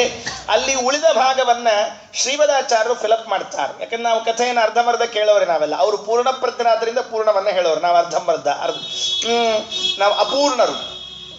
ಹೆಸರಿಟ್ಕೊಂಡಿರಬಹುದು, ಪೂರ್ಣಾಚಾರ್ಯ ಗಿರ್ಣಾಚಾರ್ಯ ಅಂತ ಹೆಸರಿಟ್ಕೊಂಡಿರಬಹುದು, ಆದರೆ ಅಪೂರ್ಣರೇ ಇರ್ತೀವಿ, ಅದೇನು ಸಮಸ್ಯೆ ಇಲ್ಲ ನಮ್ಮಲ್ಲಿ. ಹಾಗಾಗಿ ಅದೇನಾಯಿತು ಅಂದರೆ, ಕೃಷ್ಣ ಸೆಮಂತಕಮಣಿಯನ್ನು ತಗೊಂಡ, ಫೈಟಿಂಗ್ ಆಯಿತು. ಯುದ್ಧ ಮುಗಿದ ಮೇಲೆ ಜಾಂಬುವಂತ ಸೋತ. ಪ್ರಾರ್ಥನೆ ಮಾಡಿಕೊಂಡ, ಸ್ವಾಮಿ ನೀನು ಕೃಷ್ಣ ರಾಮ ಅಂತ ನನಗೆ ಗೊತ್ತಾಗಿರ್ಲಿಲ್ಲ, ಮರ್ತೋಯ್ತು ಅಂದ. ಆಯ್ತಿಲ್ಲ ಬಿಡು, ಮಾಫಿ ಮಾಡಿ, ಏನು ತೊಂದರೆ ಇಲ್ಲ. ಗೊತ್ತಿಲ್ಲ ಅದಕ್ಕೇನು ಮಾಡ್ಲಿಕ್ಕೆ ಬರ್ತದ ಅಂದ. ಅದಾದ ಮೇಲೆ ಕನ್ಯಾದಾನ ಮಾಡಿಕೊಟ್ಟ. ನನ್ನ ಮಗಳನ್ನ ಜಾಂಬುವಂತಿನ ತಗೊಂಡು ಹೋಗು. ಜಾಂಬುವತಿ ಆಯಿತು ಅಂತ ಹೇಳಿ. ಆಕೆ ಹೆಸರು ಜಾಂಬುವತಿ ಇದ್ದಿದ್ದಿಲ್ಲ, ಬೇರೆ ಹೆಸರು ಇತ್ತು. ಎಲ್ಲ ಜಾಂಬುವತಿನ ಕರ್ಕೋತ್ ಬಂದರ, ಪಾಪ ಹಾಗೆ ಉಳಿದ್ಬಿಟ್ಟದು. ಆಕೆ ರೋಹಿಣಿ ಅಂತ ಆಕೆ ನಿಜವಾದ ಹೆಸರು ಮರ್ತು ಹೋಗ್ಬಿಟ್ಟದ. ರೋಹಿಣಿ ಎಂಬುದು ಜಾಂಬುವತಿ ಅಂತ ಕರ್ಕೋತ್ ಬಂದ್ಬಿಟ್ಟಿದ್ದೇವೆ. ಜಾಂಬುವಂತನಿಗೆ ಒಬ್ಬ ಮಗ ಇದ್ದ. ಜಾಂಬುವಂತನ ಹೆಂಡತಿ ಯಾರು ಅಂತ ಗೊತ್ತಿಲ್ಲ. ಒಬ್ಬ ಮಗ ಇದ್ದ. ಸಾಕು ತಾಯಿ ಒಬ್ಬಳಿದ್ಲು. ಆಕೆ ಆ ಕೂಸನ ತೊಟ್ಲಲ್ಲಿ ಆಡಿಸ್ತಾ ಇದ್ಲು. ಜಾಂಬುವಂತ ಅಲ್ಲಿ ಇದ್ದ. ಕೃಷ್ಣ ಹೊರಡುವಾಗ, ಕನ್ಯಾದಾನ ಮಾಡಿಸ್ಕೊಂಡು ಹೊರಡುವಾಗ ನೋಡಿದ. ದಯೆ ಬಂತು ಜಾಂಬುವಂತನ ಮೇಲೆ. ಜಾಂಬುವಂತ ಎಷ್ಟು ಹಣ್ಣಾಗ್ಬಿಟ್ಟಿಯಲ್ಲೋ ಅಂದ. ಜಾಂಬುವಂತ ಹೇಳ್ದ, ಸ್ವಾಮಿ ಎಲ್ಲ ಕೈಕಾಲೆಲ್ಲ ಜೋತು ಬಿದ್ದುಬಿಟ್ಟವ. ನಾ ಯಾವ ಯುಗದವ? ತ್ರೇತಾಯುಗದವ ನಾನು. ಆ ತ್ರೇತಾಯುಗದವ ಈ ದ್ವಾಪರ ಯುಗದಾಗ. ಇದು ತ್ರೇತಾಯುಗದ ಯಾವ ತ್ರೇತಾಯುಗ? 28ನೇ ತ್ರೇತಾಯುಗ ಅಲ್ಲ, 24ನೇ ತ್ರೇತಾಯುಗ. ಆ ತ್ರೇತಾಯುಗದಲ್ಲಿ ರಾಮನ ಕಾಲದಲ್ಲಿ ಇದ್ದವನು ಈ ಯುಗದವರೆಗೂ ನಾ ಎಲ್ಲಿ ಇರ್ಬೇಕು? ಎಲ್ಲ ಜೀರ್ಣ ಆಗಿ ಹೋಗ್ಯದ. ನಂಗೇನೇನು ಬದುಕೋ ಇಚ್ಛಾ ಇಲ್ಲ ಅದೇನು ಅಂತ ಹಿಂಗೆ ಮಾತಾಡಿದ. ಬಾಯಿಲಿ ಅಂತ ಹೇಳಿ ದೇವರು ಕರೆದು ತನ್ನ ಸುದರ್ಶನವನ್ನು ತೆಗೆದು ತಲೆ ಮೇಲೆ ಇಟ್ಟ. ತಲೆ ಮೇಲೆ ಇಟ್ಟರೆ ಹೀಗೆ ಮೇಲಿಂದ ಸುದರ್ಶನ ಕೆಳಗಿನವರೆಗೆ ಬಂತದ್ದು, ಹೀಗೆ ಮೇಲಿಂದ ಕೆಳವರೆಗೆ ಬಂತು. ಬರ್ತಾ ಇರುವಾಗ ಅವನ ದೇಹಕ್ಕೆ ಅಂಟಿಕೊಂಡಿರುವಂತಹ ವೃದ್ಧಾಪ್ಯವನ್ನೆಲ್ಲ, ಜೀರ್ಣ ದೇಹವನ್ನೆಲ್ಲ ಕತ್ತರಿಸಿ ಕತ್ತರಿಸಿ ಕತ್ತರಿಸಿ ಕತ್ತರಿಸಿ ಹಾಕಿ ಮತ್ತೆ ತರುಣ ದೇಹವನ್ನಾಗಿ ಮಾಡಿ ಇಟ್ಟು ಮತ್ತೆ 18 ವರ್ಷದ ತರುಣ ಅದ ಜಾಂಬುವಂತ. ಹುರುಬ್ಬಂತವನಿಗೆ ಕೃಷ್ಣ ಭಾರಿ ಆತು, ಮಜಾ ಬಂದ್ಬಿಡ ಅಂದ. ಅವಂದ ಫೀಸ್ ಕೊಡು ಅಂದ. ಮಜಾ ಬಂದು ಫೀ ಕೊಡು, ಯಾಕಂದ್ರೆ ಡಾಕ್ಟರ್ ಫೀ ಇಲ್ಲ ಸರ್ಜರಿ ಆಗಿ ಹೋಗ್ಬಿಡ್ತೀರಿ. ಈಗ ಅವನ ದೇಹ ವೃದ್ಧಾಪ್ಯದಿಂದ ಕುಂಠಿತ ಆಗಿತ್ತು, ದೇಹಗಳಲ್ಲೆಲ್ಲ ಸುಕ್ಕು ಬಿದ್ದಿತ್ತು, ಚರ್ಮ ಎಲ್ಲ ಇಳಿ ಬಿದ್ದಿತ್ತು. ಅಂತಹ ದೇಹವನ್ನ ಕೃಷ್ಣ ಪರಮಾತ್ಮ ರಿಪೇರಿ ಮಾಡಿ ಅವರನ್ನಿಟ್ಟ. ನಿನಗೊಂದು ರಹಸ್ಯ ಹೇಳ್ತೀನಿ ಇರು ಅಂತ ಹೇಳಿದ. ಏನು ಅಂದ್ರೆ, ಮುಂದಿನ ಕಲ್ಪದವರೆಗೂ ನೀನು ಇರಬೇಕು, ಮುಂದಿನ ಮನ್ವಂತರ ಬರವರೆಗೂ ಇರಬೇಕು, ನೀನು ದೇಹವನ್ನು ಬಿಡಬೇಡ ಅಂತ ಹೇಳಿ ಜಾಂಬುವಂತಿಯನ್ನು ಕರೆದುಕೊಂಡು ಬಂದ್ಬಿಟ್ಟ. ಇವತ್ತಿಗೂ ಜಾಂಬುವಂತ ತರುಣ ದೇಹದಿಂದ ಮತ್ತೆ ಇದ್ದಾನೆ ಅಂತ ಶ್ರೀಮದಾಚಾರ್ಯರು ನಿರ್ಣಯದಲ್ಲಿ ಬರೀತಾರೆ ಈ ಮಾತನ್ನು. ಅಂದ್ರೆ ಏನಾಯಿತು, ಜಾಂಬುವಂತ ಯಮದೇವರ ಅವತಾರ. ಆ ಯಮನ ಅವತಾರನಾದ ಜಾಂಬುವಂತನಿಗೆ ಕಾಲಕ್ರಮದಲ್ಲಿ ದೇಹಕ್ಕೆ ವೃದ್ಧಾಪ್ಯ ಬಂತು. ಆದರೆ ವಾಯುದೇವರ ದೇಹಕ್ಕೆ ವೃದ್ಧಾಪ್ಯ ಇಲ್ಲ. ಅಜರ ಜರಯಿತಃ ಜನ್ಮವೃತ್ಯಾಮಯಾನಾಂ. ಎಂದೆಂದೂ ಕೂಡ ವಾಯುದೇವರ ದೇಹಕ್ಕೆ ವೃದ್ಧಾಪ್ಯ ಬರಲಿಲ್ಲ. ಶಂತನು ಮಹಾರಾಜ ಭೀಷ್ಮರನ್ನ ಪಡೆದಿದ್ದಾನೆ, ವಿಚಿತ್ರವೀರ್ಯ ಚಿತ್ರಾಂಗದರನ್ನ ಪಡೆದ. ಕೊನೆಗೆ ಮನೆಯಲ್ಲಿ ವಿಚಾರ ಮಾಡಿದ್ನಂತೆ, ಜೀರ್ಣೇನ ದೇಹೇನ ಕಿಂ ಅಮೇತಿ, ಜೀರ್ಣವಾದ ದೇಹದಿಂದ ನನಗೇನಾಗಬೇಕಾಗಿದೆ, ನಾನು ಹೊರಟು ಬಿಡ್ತೇನೆ ಅಂತ ಹೇಳಿ ಜೀರ್ಣವಾದ ದೇಹವನ್ನು ಬಿಟ್ಟು ಹೋದ ಅಂತ ಮಹಾಭಾರತ ಉಲ್ಲೇಖ ಮಾಡ್ತದೆ. ಅಂದರೆ ವರುಣನ ಅವತಾರನಾದ ಶಂತನು, ಅವನಿಗೆ ಜೀರ್ಣವಾದ ದೇಹ ಇತ್ತು. ಜಾಂಬುವಂತ ಯಮನ ಅವತಾರ, ಅವನಿಗೆ ಜೀರ್ಣವಾದ ದೇಹ ಇತ್ತು. ಹೀಗೆ ಯಾರ್ಯಾರು ದೇವತೆಗಳು ಕೆಳಗಡೆಗೆ ಅವತಾರ ಮಾಡಿದ್ದಾರೋ ಅವರ ದೇಹ ವೃದ್ಧಾಪ್ಯದಿಂದ ಜೀರ್ಣ ಆಗಿದೆ. ಆದರೆ ವಾಯುದೇವರಿಗೆ ಮಾತ್ರ ಎಂದೆಂದೂ ಜೀರ್ಣವಾಗಲಿಲ್ಲ. ವಾಯುದೇವರಿಗೆ ಆಗೋದು ಬಿಡ್ರಿ. ನಿರ್ಣಯದಲ್ಲಿ ಹೇಳ್ತಾರೆ, ಮಹಾಭಾರತದಲ್ಲಿ ಹೇಳ್ತಾರೆ, ಮಹಾಪ್ರಸ್ಥಾನ ಪರ್ವ ಅಂತ ಬರ್ತದೆ, 18ನೇ ಪರ್ವ. ನಾವಿನ್ನೂ ಭೀಷ್ಮ ಪರ್ವದಲ್ಲಿ ಇದ್ದೀವಿ, ಅದರಿಂದ ಇನ್ನೂ ಸ್ವಲ್ಪ ಟೈಮ್ ಬೇಕಾಗ್ತದೆ ಬರೋ ತನಕ. ಗೀತಾ ನಡೆದದ್ದು ನಮ್ಮದು, ಇನ್ನು ಗೀತಾ ಉಪದೇಶ ಮುಗಿಸಿ ಯುದ್ಧ ಆಗಿ ಆಮೇಲೆಲ್ಲ ಆಗಿ ಮಹಾಪ್ರಸ್ಥಾನ ಬರಬೇಕು. ಆ ಮಹಾಪ್ರಸ್ಥಾನ ಪರ್ವದಲ್ಲಿ ಹೋಗುವಾಗ ದ್ರೌಪದಿ ದೇವಿ ದೇಹವನ್ನು ಬಿಟ್ಲಂತೆ. ದ್ರೌಪದಿ ದೇವಿ ಆ ದೇಹವನ್ನು ಬಿಡ್ತಾಳೆ. ದ್ರೌಪದಿ ದೇವಿ ದೇಹ ಬಿಟ್ಟರೆ ಶ್ರೀಮದಾಚಾರ್ಯರು ಅವಳ ದೇಹ ಬಿಟ್ಟದ್ದನ್ನ ಉಲ್ಲೇಖ ಮಾಡ್ತಾರೆ, ಮಹಾಭಾರತದ ವಾಕ್ಯಗಳನ್ನು ಉಲ್ಲೇಖ ಮಾಡ್ತಾರೆ. ಹೆಂಗಿದ್ಲು ಸಾಯುವಾಗ, ಎಷ್ಟು ವರ್ಷ ಆಗಿತ್ತು ಅಲ್ರಿ, ಎಷ್ಟು ವರ್ಷ ಆಗಿತ್ತು ಅಂತ ಕೇಳಿ ಏನು ಹೇಳಬೇಕು. ಆಕೆ ಹುಟ್ಟುವಾಗಲೇನೆ 18 ವರ್ಷಕ್ಕೆ ಆಗಿ ಹುಟ್ಟಿದ್ಲ. ಆಕೆ ಏನು ಹುಟ್ಟಬೇಕಾದ್ರೆ 1 ವರ್ಷ 2 ವರ್ಷಕ್ಕೆ ಅಲ್ಲ, ಹುಟ್ಟಬೇಕಾದ್ರೆ 18 ವರ್ಷಕ್ಕೆ. 18 ವರ್ಷಕ್ಕೆ ಆಗಿ ಹುಟ್ಟಿ ಮುಂದೆ ಯುದ್ಧ ಆಗಿ ಎಲ್ಲ ಆಗಿ ಆಗೋ ತನಕ ಏನಿಲ್ಲ ಅಂದ್ರೆ 80-90 ಸರಳವಾದ ವಯಸ್ಸು, 90 ವರ್ಷ. ಆಚಾರ್ಯ ಬರೀತಾರೆ, ಉತ್ಪತ್ತಿತಶ್ಚ ಸರ್ವಜ್ಞ ಅಜರ ಲೋಕಸುಂದರಿ. ಸಾಯುವಾಗಲ ಅವಳ ಒಂದು ಕೂದಲು ಬೆಳ್ಳಗಾಗಿರ್ಲಿಲ್ವ ಅಂತ ಬರೀತಾರೆ. ಒಂದು ಕೂದಲು ಬೆಳ್ಳಗಾಗಿದ್ದಿಲ್ಲಂತ. ಆಲೋಚನೆ ಮಾಡಲಿಕ್ಕೂ ಸಾಧ್ಯ ಇಲ್ಲ. ನಮ್ಮ ಕೂಸು 10-12 ಆಗಿರ್ತಾವ, ಅವಾಗೇ ಬೆಳ್ಳಗಾಗಿಬಿಟ್ಟಿರ್ತಾವ. ಅವಕ್ಕಿಷ್ಟು ಡಾಂಬರ್ ಬಳದು, ಪೇಂಟ್ ಬಳದು, ಅವು ಕಾಣಿಸ್ಬಾರ್ದು ಅಂತ ಎಲ್ಲ ಮಾಡಿ ಎಷ್ಟು ಗದ್ದಲ ಎಲ್ಲಾದರೂ. ಸಾಯುವ ದಿವಸ ಅರ್ಥಾತ್ ದ್ರೌಪದಿ ದೇವಿಯರು ದೇಹವನ್ನು ಬಿಡುವ ದಿವಸ, ಹುಟ್ಟಿದ ದಿವಸ ಹೇಗೆ ಇದ್ರಲ್ಲ ಹಾಗೇ ಇದ್ರಂತೆ, ಏನೂ ವ್ಯತ್ಯಾಸ ಆಗಿರಲಿಲ್ಲ ಅಂತ ಮಹಾಭಾರತ ಹೇಳ್ತದೆ. ಅಂದರೆ ಆಚಾರ್ಯರ ಪತ್ನಿಗೆ ಏನೂ ಇಲ್ಲ ಅಂದರೆ ಆಚಾರ್ಯರಿಗೆ ಎಲ್ಲಿಂದ ಬರಬೇಕು ವೃದ್ಧಾಪ್ಯ? ಸರ್ವಾತ್ಮನ ಇಲ್ಲ. ಅದಕ್ಕೆ ಪಂಡಿತಾಚಾರ್ಯರು ಅಜರ ಅಂತ ಒಂದು ಸಂಬೋಧನೆಯನ್ನು ಮಾಡ್ತಾರೆ. ಜರಯಿತು ಜನ್ಮ ಮೃತ್ಯ ಮಯಾನಾಂ ಗೋವಿಂದೇ ದೇಹಿ ಭಕ್ತಿಂ. ಪರಮಾತ್ಮನಲ್ಲಿ ಭಕ್ತಿಯನ್ನು ಕೊಡ್ರಿ, ಆ ಗೋವಿಂದನಲ್ಲಿ ಭಕ್ತಿಯನ್ನು ಕೊಡ್ರಿ. ಈ ಭಕ್ತಿಯ ಬಗ್ಗೆ ಶ್ರೀಮದಾಚಾರ್ಯರು ಕಾಠಕ ಉಪನಿಷತ್ತಿನ ಭಾಷ್ಯದಲ್ಲಿ ಒಂದು ಮಾತು ಬರೀತಾರೆ. ಕಾಠಕ ಉಪನಿಷತ್ತು ಅದೆಲ್ಲ ನಾವೆಲ್ಲ ಉಪನಿಷತ್ತುಗಳನ್ನು ಕೇಳೋದು ನಿಲ್ಲಿಸಿ ಯಾವುದೋ ಪುರಾತನ ಅಜ್ಜನ ಕಾಲ ಆಗೋಯ್ತು. ಕಾಠಕ ಉಪನಿಷತ್ತಿನಲ್ಲಿ ಆಚಾರ್ಯರು ಬರೆಯುವಂತಹ ಒಂದು ಅದ್ಭುತವಾದ ಮಾತು, ಭಕ್ತಿ ಬರಲಿ ಬರಲಿ ಬರಲಿ ಬರಲಿ ಅಂತ ಹೋಗಿ ಗುಡಿಗೆ ಬೆನ್ನ ಹತ್ತಿ ತಲೆ ಹೊಡ್ಕೊಂಡ್ರು ಕೆಲವರಿಗೆ ಭಕ್ತಿ ಬರಂಗಿಲ್ಲ. ಯಾಕೆ ಬರೋದಿಲ್ಲ, ಅಥವಾ ನಮಗೆ ಯಾಕೆ ಬರ್ತಿಲ್ಲ, ಏನಾಗಿದೆ, ಸಮಸ್ಯೆ ಏನು ಅಂತ ಕೇಳಿದ್ರೆ ಆಚಾರ್ಯರಂತಾರೆ, ಸ್ವರೂಪದಲ್ಲಿ ಭಕ್ತಿ ಇದೆಯಾ ಅಂತ ಪ್ರಶ್ನೆಯನ್ನು ಕೇಳ್ತಾರೆ ಆಚಾರ್ಯ. ಸ್ವರೂಪದಲ್ಲಿ ಭಕ್ತಿ ಇದ್ರೆ ಮಾತ್ರ ಭಕ್ತಿ ವ್ಯಕ್ತ ಆಗ್ತದೆ. ಸ್ವರೂಪದಲ್ಲಿ ಭಕ್ತಿ ಇಲ್ಲ, ಅಭಿವ್ಯಕ್ತಿ ಆಗೋದಿಲ್ಲ. ಅಂದ್ರೆ ನಾವು ನಮ್ಮ ಮಕ್ಕಳಿಗೆ ಕೆಲವೊಮ್ಮೆ ಹಿಂಗಾಗ್ತದೆ, ನಮ್ಮ ಮಕ್ಕಳಿಗೋ ನಮ್ಮ ಮೊಮ್ಮಕ್ಕಳಿಗೋ ಯಾರಿಗೋ ಹೇಳಿ ಹೇಳಿ ಹೇಳಿ ಕಲಿಸ್ತೀವಿ, ಭಕ್ತಿ ಮಾಡು ಭಕ್ತಿ ಮಾಡು ಭಕ್ತಿ ಮಾಡು, ಕೈ ಮುಗಿ ಕೈ ಮುಗಿ ಕೈ ಮುಗಿ. ಅವ ಎಂದೂ ಮುಗಿಯಂಗೇ ಇಲ್ಲ, ಎಂದೂ ಮಾಡಂಗೇ ಇಲ್ಲ. ನಮಗಿಷ್ಟು ಬೇಜಾರಾಗ್ಬಿಡ್ತದೆ, ಏನ್ರಿ ಇಷ್ಟು ಹೇಳಿದ್ವಿ ಏನು ಮಾಡಿದ್ರು, ನಮ್ಮ ಹುಡುಗೇನು ಹಾದಿಗೆ ಬರಲಿಲ್ಲ. ತಲೆ ಕೆಡಿಸ್ಕೋಬೇಡ ಅಂದ್ರೆ ಆಚಾರ್ಯ, ನೀ ಹೇಳೋ ಕೆಲಸ ಮಾಡಿದಿ ಬರೋಬ್ಬರದ, ಆದರೆ ಸ್ವರೂಪದಲ್ಲೇ ಭಕ್ತಿ ಇರಲಿಲ್ಲ ಅಂದ್ರೆ ಹೊರಗೆ ಅಭಿವ್ಯಕ್ತ ಆಗೋದೇ ಇಲ್ಲ. ಯಾವುದೋ ಕಾರಣಾಂತರದಿಂದ ಮುಚ್ಚಿಟ್ಟಿದ್ರೆ ಬೇರೆ ವಿಷಯ, ಆದರೆ ಅಭಿವ್ಯಕ್ತ ಆಗ್ತದೆ ಯಾವಾಗ ಇದ್ರೆ, ಇಲ್ಲ ಅಂದ್ರೆ ಅಭಿವ್ಯಕ್ತ ಆಗೋದಿಲ್ಲ. ಆ ಕಾಟಕೋಪನಿಷತ್ನಲ್ಲಿ ಈ ಮಾತನ್ನು ಹೇಳ್ತಾರೆ ಪಂಡಿತಾಚಾರ್ಯ ಅಂದ್ರು, ಅನಾದಿಯಾದ ಭಕ್ತಿ ಉಳ್ಳವರು ನಾವೆಲ್ಲ ಸಾತ್ವಿಕ ಜೀವರಾಶಿಗಳು. ನಮ್ಮ ಭಕ್ತಿ ಅಭಿವ್ಯಕ್ತ ಆಗುವಂತೆ ನೀವು ಮಾಡಬೇಕು. ಗೋವಿಂದೇ ದೇಹಿ ಭಕ್ತಿ, ಗೋವಿಂದನಲ್ಲಿ ನಮಗೆ ಭಕ್ತಿಯನ್ನು ಕೊಡ್ರಿ. ಅದು ಏನು ಯಾವ ಶಬ್ದ ಸಿಗಲಿಲ್ಲ ಪಾಪ, ಗೋವಿಂದ ಅಂತ ತಂದು ಇಟ್ಬಿಟ್ರು. ಅವನ್ಯಾಕೆ ಬೇಕಾಗಿತ್ತು ಗೋವಿಂದ? ಗೋವಿಂದ ಶಬ್ದಾರ್ಥವನ್ನು ಹೇಳಲಿಕ್ಕೆ ಹೊರಟ್ರೆ ದಶಾವತಾರವನ್ನು ಹೇಳಬೇಕಾಗತ್ತೆ ಗೋವಿಂದ ಶಬ್ದದಲ್ಲಿ. ಅದರಿಂದ ಗೋವಿಂದೇ ದೇಹಿ ಭಕ್ತಿ.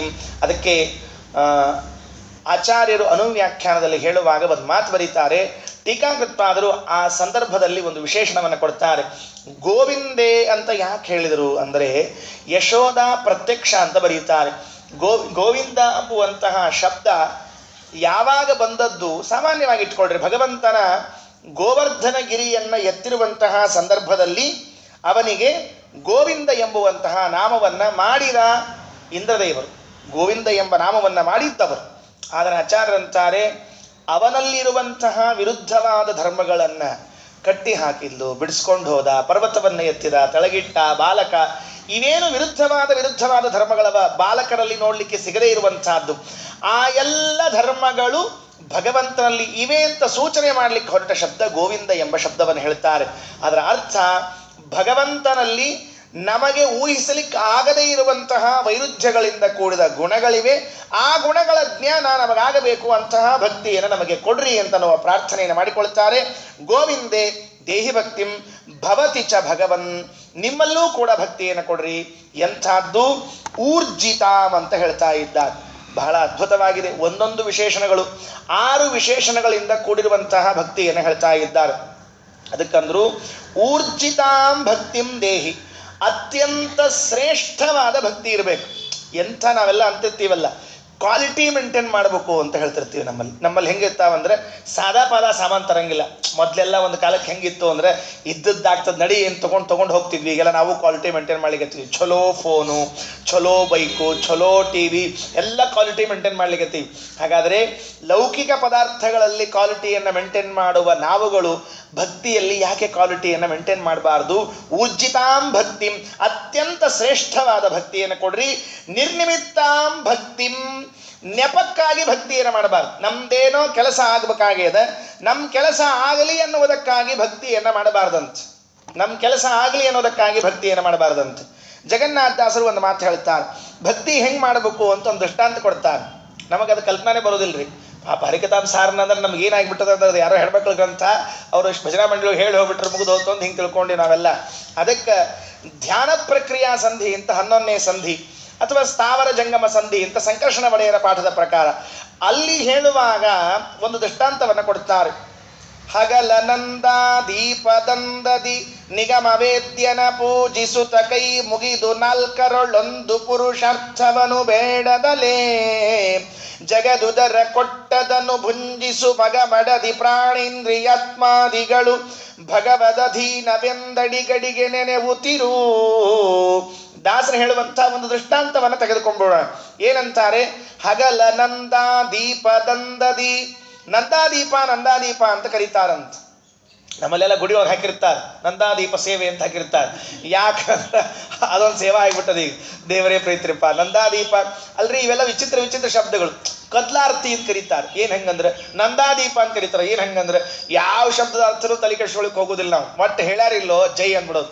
ಕದಲಾರತಿ ಅಂದ್ರೆ ಅವ ಬಂದು ಮನಿ ಒಳಗೆ ಕದಲೋಕ್ಕಿಂತ ಮೊದಲ ಆರತಿ ಮಾಡ್ಬೇಕವ.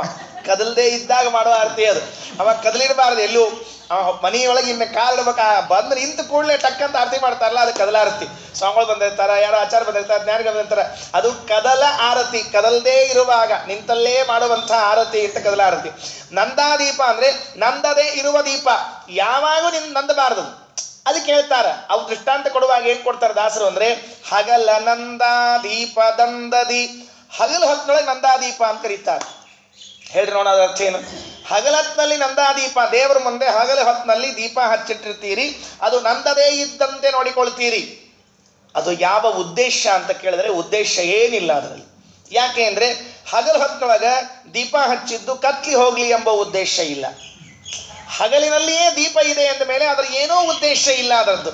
ಆದರೆ ನಮ್ಮ ಉದ್ದೇಶ ಏನದ, ದೇವರ ಮುಂದೆ ದೀಪವನ್ನು ಹಚ್ಚಬೇಕು, ಅದು ನಮ್ಮ ಸೇವೆ ಅಂತ ಮಾಡ್ತಾ ಇದ್ದೀವಿ. ಹಾಗಾದರೆ ನೀವು ಭಕ್ತಿಯನ್ನು ಹೇಗೆ ಮಾಡ್ರಿ ಅಂತ ಕೇಳಿದ್ರೆ, ಹಗಲ ನಂದಾದೀಪದಂತೆ ಮಾಡ್ರಿ. ಉದ್ದೇಶ ಇಟ್ಕೊಂಡು ಮಾಡಬೇಡ್ರಿ. ಆ ನಂದಾದೀಪ ಒಳಗಿರ್ತದೆ, ಅದರಿಂದ ಏನು ಭಯಂಕರ ಬೆಳಕು ಬರ್ತದೆ? ರಾತ್ರಿ ಹೊತ್ತಿನಾಗ ಭಯಂಕರ ಬೆಳಕು ಬರ್ತದೆ? ಏನು ಇಲ್ಲ. ರಾತ್ರಿ ಹಚ್ಚಿದ್ರೆ ಕತ್ಲಿ ಹೋಗ್ಲಿ ಎಂಬ ಉದ್ದೇಶ ಇರ್ತದೆ.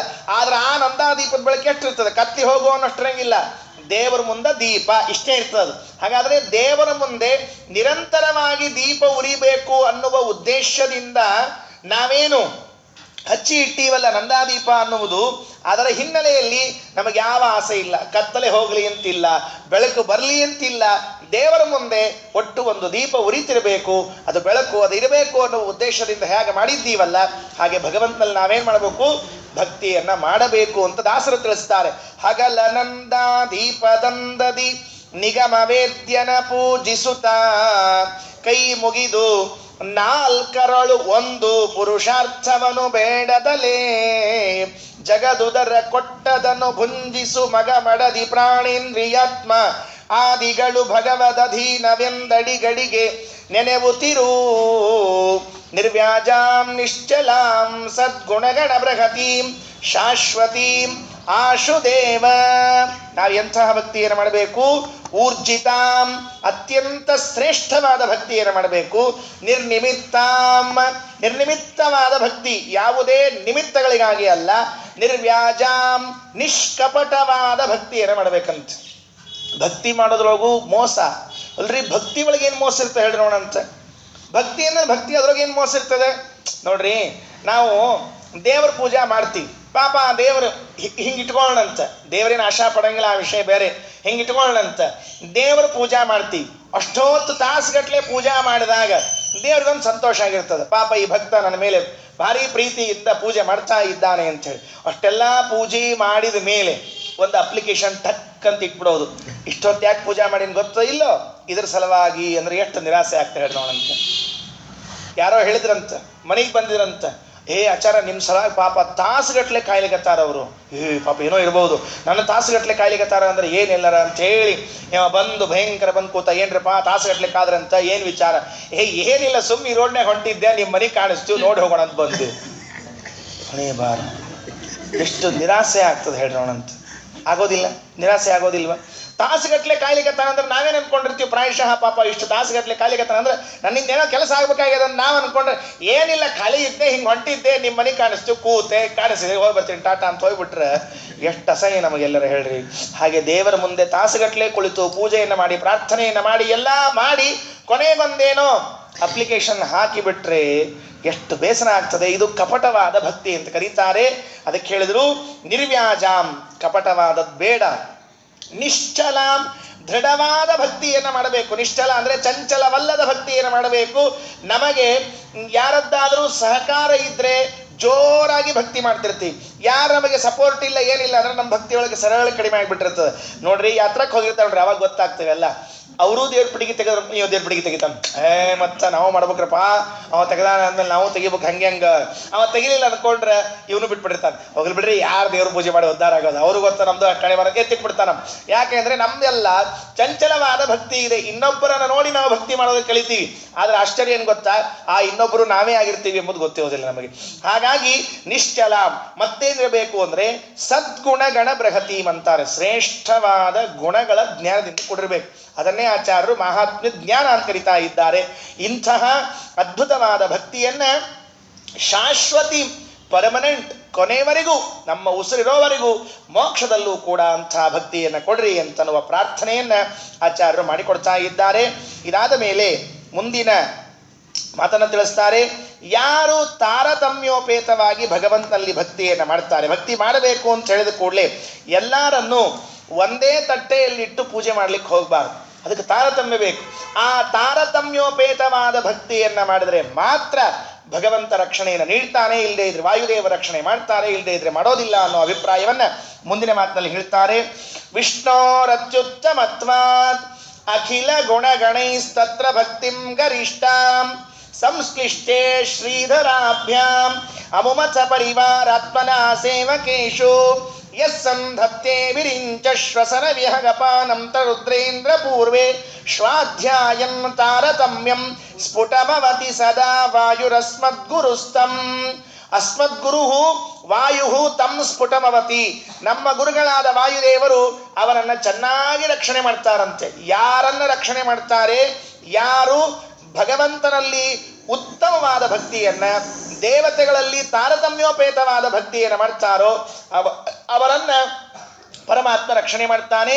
ವಿಷ್ಣೋ ಅತ್ಯುತ್ತಮತ್ವಾತ್. ಭಗವಂತ ಸರ್ವೋತ್ತಮನಾಗಿದ್ದಾನೆ.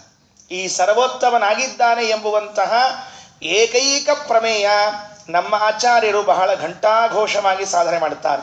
ಯದ್ಯಪಿ ರಾಮಾನುಜಾಚಾರ್ಯರು ಹೇಳಿದ್ದಾರೆ, ರಾಮಾನುಜಾಚಾರ್ಯರು ತಮ್ಮ ಗ್ರಂಥಗಳಲ್ಲಿ ವಿಷ್ಣು ಉತ್ತಮ ಅನ್ನುವುದನ್ನು ಅಲ್ಲಗಳೆದಿಲ್ಲ, ಅವರು ಹೇಳಿದ್ದಾರೆ. ಶಂಕರಾಚಾರ್ಯರು ಮಾತ್ರ ಹೇಳುವಾಗ ಒಂದು ಮಾಡುವಾಗ ಒಂದನ್ನು ಮಾಡಿದ್ದಾರೆ. ಅವರ ದಿಗ್ವಿಜಯದಲ್ಲೇ ದಾಖಲೆ ಇದೆ. ಇದು ನಾವು ಕಥೆಯನ್ನು ಹೇಳೋದಲ್ಲ, ಶಂಕರ ದಿಗ್ವಿಜಯದಲ್ಲೇ ದಾಖಲೆ ಇದೆ. ಒಮ್ಮೆ ಪ್ರವಚನ ಕೂತಾಗ ಹರಿ ಸರ್ವೋತ್ತಮ ಅಂದ್ಬಿಡ್ತಾರೆ, ಮನೆಗೆ ಬಂದ ಕೂಡಲೇ ಇನ್ನೊಂದು ಮಾಡ್ತಾರೆ, ಹೀಗೆಲ್ಲ ಏನೇನೋ ಮಾಡ್ತಿರ್ತಾರೆ. ಪ್ರವಚನದಲ್ಲಿ ನಾನು ದೇವರು ಒಂದು ಅಂತಾರೆ, ಮನೆಗೆ ಬಂದ ಮೇಲೆ ಪೂಜೆಯನ್ನು ಮಾಡ್ತಾರೆ. ಹೀಗೆಲ್ಲ ವಿಚಿತ್ರವಾದ ಲೀಲೆಗಳು ಅವರದ್ದಿದೆ ಅಂತ ಉಲ್ಲೇಖ ಮಾಡ್ತಾರೆ. ರಾಮಾನುಜಾಚಾರ್ಯರು ಭಗವಂತ ಸರ್ವೋತ್ತಮ ಅಂತ ಹೇಳಿದ್ರು ಕೂಡ ತಾರತಮ್ಯವನ್ನು ಒಪ್ಪೋದಿಲ್ಲ. ಇದು ಸಮಸ್ಯೆ ಆಗಿದೆ. ಮೋಕ್ಷಕ್ಕೆ ಹೋದ್ಮೇಲೆ ತಾರತಮ್ಯ ಯಾಕೆ? ಎಲ್ಲರೂ ಆರಾಮಿದ್ಬೋಣ, ಸುಮ್ಮನೆ ಅಲ್ಲ್ಯಾಕೆ ತಾರತಮ್ಯ ಒಪ್ಪಬೇಕು? ಅಂದ್ರೆ ಇದೇನೋ ಮೋಕ್ಷ ಅಂಬೋದು ಇವ್ರ ಮನಿ, ಇವ್ರ ಕಿಲಿಕ, ಇವರೇ ಏಜೆಂಟ್ ಮೋಕ್ಷಕ್ಕೆ ಅನ್ನೋ ಹಂಗ ಹೇಳ್ತಿರ್ತಾರೆ. ಹಂಗೇನಿಲ್ಲ. ಆಚಾರ್ಯರು ಪ್ರಮಾಣಗಳವ, ಆನಂದ ತಾರತಮ್ಯ ಎಲ್ಲವೂ ಇದೆ, ತಾರತಮ್ಯವನ್ನು ಒಪ್ಪಬೇಕು ಅಂತ ಹೇಳ್ತಾರೆ. ಅದನ್ನು ಹೇಳಿದ್ರು. ಅಖಿಲ ಗುಣಗಣೈಹಿ ಅತ್ಯುತ್ತಮತ್ವಾತ್ ವಿಷ್ಣೋ. ಎಲ್ಲ ಗುಣಗಳಿಂದ ಉತ್ತಮನಾಗಿರ್ತಕ್ಕಂಥವನು ಪರಮಾತ್ಮ. ತತ್ರ ಭಕ್ತಿಂ ಗರಿಷ್ಠಂ. ಶ್ರೇಷ್ಠವಾದ ಭಕ್ತಿಯನ್ನ ಅಲ್ಲಿ ಮಾಡಬೇಕು. ಆಮೇಲೆ ಶ್ರೀಧರಾಭ್ಯಾಂ, ಲಕ್ಷ್ಮೀ ಸಮೇತನಾದ ಶ್ರೀಧರ ಸಮೇತನಾದ ಪರಮಾತ್ಮನಲ್ಲಿ ಮಾಡಬೇಕು. ಅಮುಂ ಅಥ ಪರಿವಾರಾತ್ಮನ ಸೇವಕೇಶು. ಸೇವಕರಲ್ಲಿ ಪರಿವಾರ ದೇವತೆಗಳು ಅಂತ ಮಾಡಬೇಕು, ಅಂಗದೇವತೆಗಳು ಅಂತ ಹೇಳಿ ಉಪಾಸನೆಯನ್ನ ಮಾಡಬೇಕು ಅಂತ ಹೇಳಿ ಪಂಡಿತಾಚಾರ್ಯ ಹೇಳ್ತಾರೆ. ಯಹ ಸಂಧತ್ತೆ, ಯಾರಲ್ಲಿ ಹೇಗೆ ತಾರತಮ್ಯವನ್ನು ಮಾಡಬೇಕು ಅಂದರೆ ವಿರಿಂಚ ಶ್ವಸನ ವಿಹಗಪಾನಂತ ರುದ್ರೇಂದ್ರ ಪೂರ್ವೇಶು ಆಧ್ಯಾಯಂ ತಾರತಮ್ಯಂ. ವಿರಿಂಚ ಬ್ರಹ್ಮದೇವರು, ಶ್ವಸನ ವಾಯುದೇವರು, ವಿಹಗಪ ಗರುಡದೇವರು, ಅನಂತ ಶೇಷದೇವರು, ರುದ್ರ, ಇಂದ್ರ ಇವರೆಲ್ಲರಲ್ಲೂ ಕೂಡ ತಾರತಮ್ಯೋಪೇತವಾದ ಭಕ್ತಿಯನ್ನು ಮಾಡಬೇಕು. ಅಂಥವರನ್ನ ಮಾತ್ರ ವಾಯುದೇವರ ರಕ್ಷಣೆ ಮಾಡ್ತಾರೆ ಅಂತ ತಿಳಿಸಿಕೊಟ್ರು. ಇದಾದ ಮೇಲೆ ವಾಯುದೇವರ ಮತ್ತೊಂದು ಮಹಿಮೆಯನ್ನು ಹೇಳಿ 16ನೇ ಪದ್ಯದಲ್ಲಿ ಇಲ್ಲಿಗೆ ಮೂಲ ರೂಪ ಮತ್ತು ಬೇರೆ ಬೇರೆ ರೂಪಗಳ ಚಿಂತನೆಯನ್ನು ಮುಕ್ತಾಯ ಮಾಡ್ತಾರೆ. ಅದಾದ ಮೇಲೆ ಹನುಮಂತನ, ಭೀಮನ, ಆಚಾರ್ಯರ ರೂಪಗಳ ಪ್ರತ್ಯೇಕ ವರ್ಣನೆಯನ್ನು ಪ್ರಾರಂಭ ಮಾಡ್ತಾರೆ. ಈ ಮಾತಿನಲ್ಲಿ ಬಹಳ ಸುಂದರವಾಗಿ ತತ್ವಜ್ಞಾನ್ ಮುಕ್ತಿಭಾಜಃ ಸುಖಯಸಿ ಗುರೋ ಯೋಗ್ಯತಾ ತಾರತಮ್ಯಾತ್ ಆದತ್ಸೆ ಮಿಶ್ರ ಬುದ್ಧೀನ್ ತ್ರಿದಿವ ನಿರಯಭೂ ಗೋಚರಾನ್ ನಿತ್ಯಬದ್ಧಾನ್ ತಾಮಿಸ್ರಾನ್ ದಾಧಿಕಾಖ್ಯೆ ತಮಸಿ ಸುಬಹುಲಂ ದುಃಖಯಸ್ಯನ್ಯಥಾಜ್ಞಾನ್ ವಿಷ್ಣೋರಾಜ್ಞಾಭಿರಿತ್ತಂ ಶ್ರುತಿಶತಮಿತಿಹಾಸಾದಿ ಚಾಕರ್ಣಯಾಮಃ. ಈ ಶ್ಲೋಕದಲ್ಲಿ ನಾವು ವಾಯುದೇವರ ಮಹಿಮೆಯನ್ನು ಎಲ್ಲೆಲ್ಲಿ ಕೇಳಿದ್ದೇವೆ? ಶ್ರುತಿ ಶತಂ ಇತಿಹಾಸಾದಿ ಚ ಆಕರ್ಣಯಾಮಃ. 100 ವೇದಗಳಲ್ಲಿ ವಾಯುದೇವರ ಮಹಿಮೆಯನ್ನು ಹೇಳಲಾಗಿದೆ ಅಂತ ಸ್ಪಷ್ಟವಾಗಿ ಪಂಡಿತಾಚಾರ್ಯರು ಬರೀತಾರೆ. ಇದೇ ಬರೇ ಪಂಡಿತಾಚಾರ್ಯರು ಬರೆದದ್ದು ಅಂತ ತಿಳಿಬೇಡ್ರಿ. ಸಾವಿರ ವೇದವಾಕ್ಯಗಳು ಉಪಲಬ್ಧ ಇವೆ ಇವತ್ತು.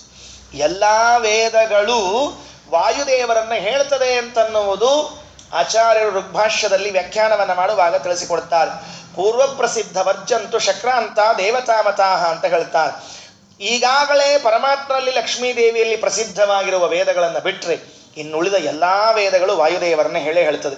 ಶ್ರೀ ಸೂಕ್ತ, ಪುರುಷ ಸೂಕ್ತ ಬಿಟ್ಬಿಟ್ರಿ, ಗೊತ್ತಿರೋದನ್ನು ಹೇಳ್ತಾ ಇದ್ದೀನಿ. ಶ್ರೀ ಸೂಕ್ತ, ಪುರುಷ ಸೂಕ್ತ ಹೆಸರೇ ಹೇಳುವಂತೆ ಮಹಾಲಕ್ಷ್ಮಿಯನ್ನ ಪರಮಾತ್ಮನ ಹೇಳ್ತದೆ. ಇದನ್ನು ಬಿಟ್ಟ ಮೇಲೆ ಯಾವ ವೇದಗಳಿವೆಯೋ ಎಲ್ಲ ವೇದಗಳಿಂದಲೂ ವಾಯುದೇವರನ್ನೇ ಹೇಳ್ತಾರೆ. ವಾಯುದೇವರು ಅನಂತ ವೇದ ಪ್ರತಿಪಾದ್ಯರು. ಮಂತ್ರಾಲಯ ಸ್ವಾಮಿಗಳು ಪ್ರಾತಃ ಸಂಕಲ್ಪಗದ್ದಲ್ಲಿ ಹೇಳುವಾಗ ಅನಂತ ವೇದ ಪ್ರತಿಪಾದ್ಯ ಮುಖ್ಯತಮ ಅನಂತ ಜೀವ ನಿಯಾಮಕ ಅಂತ ಬರೀತಾರೆ. ಎಷ್ಟು ವಿಶ್ವಾಸ ಇದೆ ರಾಯರಿಗೆ ಅಂದರೆ ಅನಂತ ವೇದಗಳಿಂದ ಪ್ರತಿಪಾದ್ಯರಾದವರು ವಾಯುದೇವರು ಅಂತ ಬರೀತಾರೆ. ಎಷ್ಟು ವೇದಗಳಿವೆಯೋ ಗೊತ್ತಿಲ್ಲ, ಆ ಎಲ್ಲ ವೇದಗಳಿಂದಲೂ ಪ್ರತಿಪಾದ್ಯರಾಗಿದ್ದಾರೆ. ಅದಕ್ಕೆ ಹೇಳಿದ್ರು ಶ್ರುತಿಶತಂ ಇತಿಹಾಸಾದಿಚ ಅಕರ್ಣಯಾಮಃ. ಇತಿಹಾಸ, 2 ಇತಿಹಾಸವ ನಾವು ಒಂದು ಇತಿಹಾಸವನ್ನು ಕೇಳಿರ್ತೀವಿ, ಇನ್ನೊಂದು ಇತಿಹಾಸವನ್ನು ಕೇಳಿರೋದಿಲ್ಲ. ಮೊದಲನೇ ಇತಿಹಾಸ ಮಹಾಭಾರತ. ಎರಡನೇ ಇತಿಹಾಸ ಮೂಲ ರಾಮಾಯಣ. ಪ್ರಾಯಶಃ ಮೂಲ ರಾಮಾಯಣ ಎಂಬ ಹೆಸರನ್ನೇ ಕೇಳಿಲ್ಲ ನಾವೆಲ್ಲ. ನಾವು ರಾಮಾಯಣ ಎಂಬ ಹೆಸರನ್ನು ಕೇಳಿದ್ದೇವೆ, ಮೂಲ ಎಂಬ ಹೆಸರನ್ನು ಕೇಳಿಲ್ಲ. ಎಲ್ಲಿ ಕೇಳಿರ್ತೀವಿ ಅಂದರೆ ಮೂಲ ರಾಮದೇವರು, ಮೂಲ ಗೋಪಿನಾಥ, ಮೂಲ ವಿಠ್ಠಲ, ಮೂಲ ಕೃಷ್ಣ, ಇವೆಲ್ಲ ನೋಡ್ರಿ ಹೇಳ್ತೀನಿ ಇಷ್ಟು ಡೇಂಜರ್ ಅವ. ಒಂದು ಸರ್ತಿ ಇದನ್ನೇನರ ಜೋರ್ಲಿ ಪ್ರವಚನದಾಗ ಹೇಳಿಬಿಟ್ರಿ ಅಂದರೆ 4 ಮಂದಿ ಕ್ಯಾನ್ಸಲ್ ಬರೋರು. ಅವ್ರ ಮೂಲ ಅಂತಾರೆ, ನಾವ್ಯಾಕೆ ಬರಬೇಕು? ಅದು ಮೂಲ ಪ್ರವಚನಕ್ಕೆ ಮೂಲ ಕೂತ್ಕೊಂಡ್ಬಿಡ್ತದೆ ಕೊನೆಗೆ. ಅದಕ್ಕೆ ಎಲ್ಲೆಲ್ಲೂ ಹೇಳಕ್ಕೆ ಹೋಗಿಲ್ಲ, ಸುಮ್ಮನೆ ಪ್ರವಚನ ಮಾಡ್ತಿರ್ಬೇಕಷ್ಟೇ. ಎಲ್ಲರೂ ತಮ್ಮದೇ ಮೂಲ ತಮ್ಮದೇ, ಯಾರ್ದು ಮೂಲ ಯಾರ್ದ ಮೂಲ ಅಂತ ನಾವೇ ನಿರ್ಧಾರ ಮಾಡ್ಲಿಕ್ಕೆ ಬರ್ತಾರೆ, ನಮ್ಮ ಕಡೆ ಮಾಡ್ಲಿಕ್ಕೆ ಬರೋದಿಲ್ಲ. ನಿಜವಾದದ್ದು ಎಲ್ಲಿದೆಯೋ ಅದು ಅಲ್ಲಿದ್ದೇ ಇರ್ತದೆ. ನಮ್ಮಲ್ಲಿ ಒಂದು ಸಮಸ್ಯೆ ಆಗ್ಬಿಡ್ತದೆ ಹೀಗೆಲ್ಲ. ಆದರೆ ಅದಕ್ಕೆ ನೋಡ್ರಿ, ಇದು ಇತಿಹಾಸದಲ್ಲಿ ಒಂದು ಶಬ್ದ ಮೂಲ ರಾಮಾಯಣ. ಆಚಾರ್ಯರು ತಮ್ಮ ಮಹಾಭಾರತ ತಾತ್ಪರ್ಯ ನಿರ್ಣಯದಲ್ಲಿ ಮೂಲ ರಾಮಾಯಣವನ್ನು ಹಿಡಿತಾರೆ ವಿನಃ ವಾಲ್ಮೀಕಿ ರಾಮಾಯಣವನ್ನು ಹಿಡಿಯುವುದಿಲ್ಲ. ಆದರೆ ವಾಲ್ಮೀಕಿ ರಾಮಾಯಣ ಅಪ್ರಮಾಣ ಅಲ್ಲ, ಮತ್ತೆ ಆಚಾರ ದೃಷ್ಟಿಯಲ್ಲಿ ಅದು ಪ್ರಮಾಣವೇ. ಆಚಾರ ದೃಷ್ಟಿಯಲ್ಲಿ ವಾಲ್ಮೀಕಿ ರಾಮಾಯಣ ಪ್ರಮಾಣ, ಆದರೆ ಮೂಲ ರಾಮಾಯಣ ಪರಮ ಪ್ರಮಾಣ. ಯಾಕೆ? ಅದರ ಕಥೆ ಹೀಗಿದೆ. ಮೂಲ ರಾಮಾಯಣವನ್ನು ಹಯಗ್ರೀವ ರೂಪದಿಂದ ಪರಮಾತ್ಮ ಬರೆದಿದ್ದಾನೆ. ಎಷ್ಟೋ ಜನರಿಗೆ ಗೊತ್ತಿಲ್ಲ, ಯಾರು ಬರೆದಾರಂತೂ ಗೊತ್ತಿಲ್ಲ. ವೇದವ್ಯಾಸ ದೇವರು ಮಹಾಭಾರತ ಬರೆದಂತೆ ಹಯಗ್ರೀವ ರೂಪದಿಂದ ಪರಮಾತ್ಮ ಮೂಲ ರಾಮಾಯಣವನ್ನು ಬರೆದಿದ್ದಾನೆ ಅನ್ನೋದನ್ನ ಮತ್ಸ್ಯ ಪುರಾಣದಲ್ಲಿ ಈ ಕಥೆಯನ್ನು ಹೇಳ್ತಾರೆ. ಆ ಮೂಲ ರಾಮಾಯಣವನ್ನು ಬರೆದರೆ ಅದನ್ನು ಬ್ರಹ್ಮದೇವರಿಗೆ ಕೊಟ್ಟ. ಬ್ರಹ್ಮದೇವರು ನಾರದರಿಗೆ ಉಪದೇಶ ಮಾಡಿದರು. ನಾರದರು ವಾಲ್ಮೀಕಿಗಳಿಗೆ ಬಂದು ಉಪದೇಶ ಮಾಡ್ತಾರೆ. ವಾಲ್ಮೀಕಿಗಳು ಆ ಕಥೆಯನ್ನು ಕೇಳಿ ಅವತ್ತು ರಾಮನ ಕಾಲದಲ್ಲಿ ಇದ್ದುದರಿಂದ ತಮ್ಮದ ಅನುಭವವನ್ನು ಆ ಮಾತನ್ನು ಸೇರಿಸಿ ಬರೀತಾರೆ. ಮುಂದೆ ವಾಲ್ಮೀಕಿ ರಾಮಾಯಣ ಆಗ್ತದೆ. ಶ್ರೀಮದಾಚಾರ್ಯರು ಮೂಲ ರಾಮಾಯಣವನ್ನು ಇತಿಹಾಸ ಅಂತ ಹೇಳ್ತಾರೆ, ಮಹಾಭಾರತವನ್ನು ಇತಿಹಾಸ ಅಂತ ಹೇಳ್ತಾರೆ. ವೇದಗಳು ಮೂಲ ರಾಮಾಯಣ ಮಹಾಭಾರತಗಳಲ್ಲಿ ವಾಯುದೇವರ ಮಹಿಮೆಯನ್ನು ತುಂಬ ತುಂಬ ತುಂಬ ಹೊಗಳಿದ್ದಾರೆ. ಅದಕ್ಕಾಗಿ ಹೇಳಿದರು, ನಿಮಗೆ ದೇವರ ಅಧಿಕಾರವನ್ನು ಕೊಟ್ಟಿದ್ದಾನೆ. ಏನು ಅಧಿಕಾರ ಕೊಟ್ಟಿದ್ದಾನೆ? ತತ್ವಜ್ಞಾನ್ ಮುಕ್ತಿಭಾಜ ಸುಖಯಸಿ ಹಿ ಗುರು ಯೋಗ್ಯತಾ ತಾರತಮ್ಯಾತ್. ಯೋಗ್ಯತೆಗೆ ಅನುಗುಣವಾಗಿ ಯಾರ್ಯಾರನ್ನ ಮೋಕ್ಷಕ್ಕೆ ಕರ್ಕೊಂಡು ಹೋಗ್ಬೇಕೋ ಅವರನ್ನೆಲ್ಲ ಮೋಕ್ಷಕ್ಕೆ ಕರ್ಕೊಂಡು ಹೋಗ್ತೀಯ. ಸುಖಯಸಿ, ಬರೇ ಮೋಕ್ಷಕ್ಕೆ ಕರ್ಕೊಂಡು ಹೋಗೋದಲ್ಲ, ಸುಖವನ್ನ ಉಂಟು ಮಾಡ್ತೀಯ. ಅಷ್ಟೇ ಆದತ್ಸೆ ಮಿಶ್ರ ಬುದ್ಧೀನ್. ಯಾರು ಮಿಶ್ರ ಬುದ್ಧಿಗಳಿದ್ದಾರೆ ಅವರು ರಾಮಾಯ ಸ್ವಸ್ತಿ ರಾವಣಾಯ ಸ್ವಸ್ತಿ ಅಂತ ಎರಡೂ ಕಡೆ ಅನ್ಕೊಂಡು ಕೂತಿರ್ತಾರೆ. BJP ಬಂದ್ರೆ ಅವ್ರಿಗೆ ಜೈ, ಕಾಂಗ್ರೆಸ್ ಬಂದ್ರೆ ಅವ್ರಿಗೂ ಜೈ. ನಮಗೇನಾಗಬೇಕಾಗಿದೆ? ನಮಗೇನು ಸಂಬಂಧ ಇಲ್ಲ, ಏನಿಲ್ಲ. ಹಿಂಗಿದ್ದಾರಲ್ಲ ಆದತ್ಸೆ ಮಿಶ್ರ ಬುದ್ಧೀನ್. ಅವ್ರನ್ನ ಎಲ್ಲಿಟ್ಟಿರ್ತೀಯ? ತ್ರಿದಿವ ನಿರಯ ಭೂಗೋಚರ ನಿತ್ಯಬದ್ಧ. ನೋಡ್ರಿ, ನಿತ್ಯ ಸಂಸಾರಿಗಳು ಅಂತ ಕರೀತಾರವರನ್ನ. ಹುಟ್ಟುತ್ತಾರೆ, ಪುಣ್ಯ ಮಾಡಿದರೆ ಸ್ವರ್ಗಕ್ಕೆ ಹೋಗ್ತಾರೆ, ಪಾಪ ಮಾಡಿದರೆ ನರಕಕ್ಕೆ ಹೋಗ್ತಾರೆ, ಮತ್ತೆ ಹುಟ್ಟುತ್ತಾರೆ, ಮತ್ತೆ ಹೋಗ್ತಾರೆ, ಮತ್ತೆ ಬರ್ತಾರೆ. ಇದೇ ಉದ್ಯೋಗ, ಬೇರೆ ಏನು ಉದ್ಯೋಗ. ತ್ರಿದಿವ ನಿರಯ ಭೂಗೋಚರಾನ್ ನಿತ್ಯ ಬದ್ಧಾನ್. ಅವರು ಎಂಥವರು ಅಂದರೆ ನಿತ್ಯ ಬದ್ಧರು, ನಿತ್ಯ ಸಂಸಾರಿಗಳು ಅಂತ ಕರೀತಾರೆ. ಮುಂದಿನವರಿದ್ದಾರಂತೆ ತಾಮಿಸ್ರಾಂದ ಅಧಿಕಾಖ್ಯೆ ತಮಸಿ ಸುಬಹುಲಂ ದುಃಖ ಯಸ್ಯ ಅನ್ಯಥಾಜ್ಞಾನ್. ಅನ್ಯಥಾಜ್ಞಾನ್, ಯಾರು ತಪ್ಪು ತಿಳಿದಿದ್ದಾರೆ ಪರಮಾತ್ಮನ ಬಗ್ಗೆ ಅವರನ್ನು ಅಂಧಂತಮಸ್ಸಿನಲ್ಲಿ ಹಾಕಿ ದುಃಖವನ್ನು ಕೊಡ್ತೀಯ. ಎಷ್ಟು ದುಃಖ ಅದನ್ನು ಹೇಳಲಿಕ್ಕೆ ಸಾಧ್ಯ ಇಲ್ಲ. ಇದನ್ನು ನಿಮಗೆ ಯಾರು ಮಾಡ್ಲಿಕ್ಕೆ ಹೇಳ್ಯಾರ? ಊರು ಸಾವಿರ ನೀವು ಯಾಕೆ ಕರ್ ಬರಬೇಕಿದು ಅಂತ ಕೇಳಿದ್ರೆ ನಮ್ಮಲ್ಲಿ ಇರ್ತಾರಲ್ಲ, ನಿಮ್ಗೆ ಯಾರು ಹೇಳ್ಯಾರ ಇದನ್ನ ಕರ್ಬರ್ ಯಾಕೆ ಮಾಡ್ತೀರಿ ನೀವು ಅಂತ ಕೇಳಿದ್ರೆ ಅದಕ್ಕಂತಾರೆ ವಿಷ್ಣೋರಾಜ್ಞಾಭಿರಿತ್ತಂ. ಭಗವಂತ ಆಜ್ಞೆ ಮಾಡಿದ್ದಾನಂತೆ. ಭಗವಂತ ವಾಯುದೇವರಿಗೆ ಸತ್ಶಾಸ್ತ್ರಗಳನ್ನು ಬರೀ ಅಂತ ಆಜ್ಞಾ ಮಾಡಿದಂಗ ಇಂಥವ್ರನ್ನ ಅಂಧಂತಮಸ್ಸಿಗೆ ಹಾಕು, ಇಂಥವ್ರ ಮೋಕ್ಷಕ್ಕೆ ಕಳಿಸುವಂತೂ ಆಜ್ಞಾ ಮಾಡಿದ್ದಾನಂತೆ. ನೋಡ್ರಿ, ಎಂತೆಂಥ ಆಜ್ಞೆಗಳಿವೆ ಭಗವಂತ ಮಾಡಿದ ಆಜ್ಞೆ. ಸಾಮಾನ್ಯವಾಗಿ ಮಧ್ವ ವಿಜಯವನ್ನು ಕೇಳುವಾಗಲೋ ವಾಯುದೇವರ ಬಗ್ಗೆ ಕೇಳುವಾಗಲೋ ಆ ದೇವರು ಹೇಳಿದ ಅನ್ನೋದಕ್ಕೆ ಮಧ್ವಾಚಾರ್ಯರಾಗಿ ಒಂದು ಶಾಸ್ತ್ರ ಬರೆದರೆ ಅವರು ಇದೊಂದೇ ಆಜ್ಞಾ ಕೊಟ್ಟಿಲ್ಲ ಪರಮಾತ್ಮ. ವಿಷ್ಣೋರಾಜ್ಞಾಭಿರಿತ್ತಂ. ಏನು ಆಜ್ಞೆಯನ್ನು ಕೊಟ್ಟಿದ್ದಾನೆ? ಯಾರು ನನ್ನ ಉಪಾಸನೆ ಮಾಡ್ತಾರೆ, ಯಾರು ನಿನ್ನ ಉಪಾಸನೆ ಮಾಡ್ತಾರೆ ಅವರನ್ನ ಮೋಕ್ಷಕ್ಕೆ ಕಳಿಸು. ಯಾರು ಉದಾಸೀನರಾಗಿರ್ತಾರೋ ಅವ್ರನ್ನ ಇಲ್ಲೇ ಸ್ವರ್ಗಕ್ಕೆ ನರಕಕ್ಕೆ ಭೂಮಿಗೆ ಕಳಿಸು. ಯಾರು ನಿನ್ನ ದ್ವೇಷ ನನ್ನ ದ್ವೇಷವನ್ನು ಮಾಡ್ತಾರೋ ಅವರನ್ನು ಅಂಧಂತಮಸ್ಸಿಗೆ ಹಾಕು ಅಂತ ಹೇಳ್ತಾರೆ. ತ್ರಿವಿಧರಿ ಜೀವರಾಶಿಗಳಿಗೂ ವಾಯುದೇವರು ಅವರವರ ಯೋಗ್ಯತೆಗೆ ತಕ್ಕಂತೆ ಸಾಧನೆಯನ್ನು ಮಾಡಿಸ್ತಾರೆ. ಅದಕ್ಕೆ ಜಗನ್ನಾಥದಾಸರಂತಾರೆ, ತಾ ರಚಿಸಿ ಸಾತ್ವರಿಗೆ ಸುಖ ಸಂಸಾರ ಮಿಶ್ರರಿಗಧಮ ಜನರಿ ಅಪಾರ ದುಃಖಗಳೀವ ಗುರು ಪವಮಾನ ಸಲಹೆಮ್ಮ. ನೋಡ್ರಿ, ಇದೇ ಪಂಡಿತಾಚಾರ್ಯರ ವಾಕ್ಯವೇ ಅಲ್ಲಿ ಭಾಷಾಂತರ ಮಾಡ್ತಾರೆ. ತಾ ರಚಿಸಿ, ಏನವ್ರು ಮಾಡೋದು? ನಿತ್ಯದಲ್ಲಿ ಇಷ್ಟೆಲ್ಲ ಜೀವರಾಶಿಗಳಲ್ಲೂ ನಿಂತು ಶ್ವಾಸೋಚ್ಛ್ವಾಸವನ್ನ ಮಾಡಿಸಿ ಅವರವರ ಸಾಧನೆಯನ್ನು ಮಾಡಿಸಿ ಅವರವರ ಗತಿಯನ್ನು ಕೊಡ್ತಾ ಇದ್ದಾರೆ. ತತ್ವಜ್ಞಾನ್ ಮುಕ್ತಿಭಾಜ ಸುಖಯಸಿ ಗುರೋ ಯೋಗ್ಯತಾ ತಾರತಮ್ಯಾತ್ ಆದತ್ಸೆ ಮಿಶ್ರಬುದ್ಧೀನ್ ತ್ರಿದಿವ ನಿರಯ ಭೂ ಗೋಚರಾನ್ ನಿತ್ಯಬದ್ಧಾನ್ ತಾಮಿಸ್ರಾನ್ ದಾಧಿಕಾಖ್ಯೆ ತಪಸ್ಸಿ ಸುಬಹುಲಂ ದುಃಖ ಯಸ್ಯನ್ಯತಾಜ್ಞಾನ್ ವಿಷ್ಣೋರಾಜ್ಞಾಭಿರಿತ್ತಂ ಶ್ರುತಿಶತಮಿತಿಹಾಸಾದಿ ಚಾಕರಣಯಾಮಃ. 1ನೇ ಶ್ಲೋಕದಿಂದ ಈ 16 ಶ್ಲೋಕದವರೆಗೆ ವಾಯುದೇವರ ನಾನಾ ಮುಖದ ಗುಣಗಳ ವರ್ಣನೆಯನ್ನು ಮಾಡಿದರು.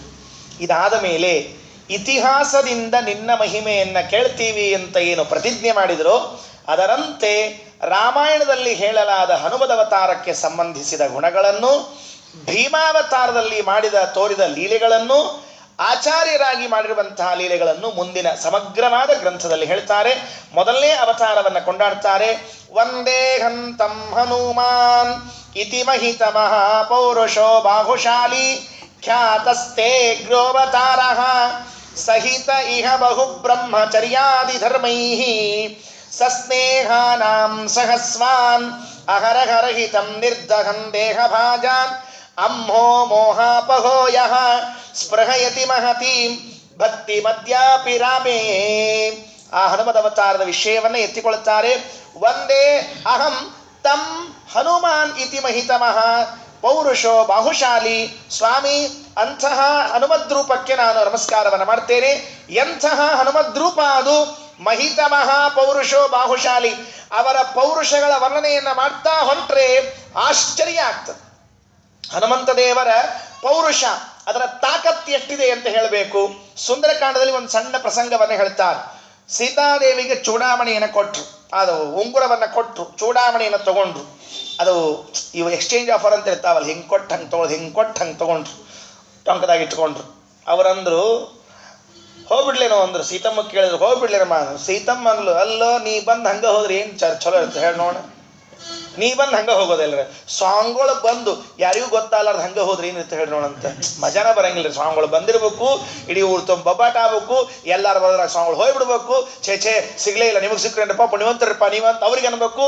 ಇವರು ನಾವು 12 ತನಕ ಕಾದಿದ್ವಿ ಗೊತ್ತೇ, ನಿಮಗೇನು ದಾಡಿ ಇತ್ತು ಇವ್ರು ಅನ್ಬೇಕು. ಹಂಗೆಲ್ಲ ಅಂದಾಗ ಮಜಾ ಬರ್ತದೆ, ಇಲ್ಲ ಮಜಾ ಹೆಂಗೆ ಬರ್ಬೇಕು. ಹಾಗಾದ್ರೆ ನಾನು ಬಂದದ್ದು ಗೊತ್ತಾಗಬೇಕಲ್ಲ, ಏನು ಮಾಡ್ಬೇಕು? ಅಂದ್ರು. ಆಯಿತು ಅಂತ ಹೇಳಿ ಇದ್ದ ಬಿದ್ದ ಎಲ್ಲ ಮರಗಳನ್ನ ತುಂಡು ತುಂಡು ಮಾಡಿ ಹಣ್ಣು ಹಂಪಲುಗಳನ್ನು ತಿಂದು ಎಲ್ಲ ಮಾಡಿ ಬಗೆದ್ಬಿಟ್ರು. ತಿಂದ ಮೇಲೆ ಸುಮ್ ಕೊಡ್ಬೇಕೋ ಬೇಡ ಪುಣ್ಯಾತ್ಮ.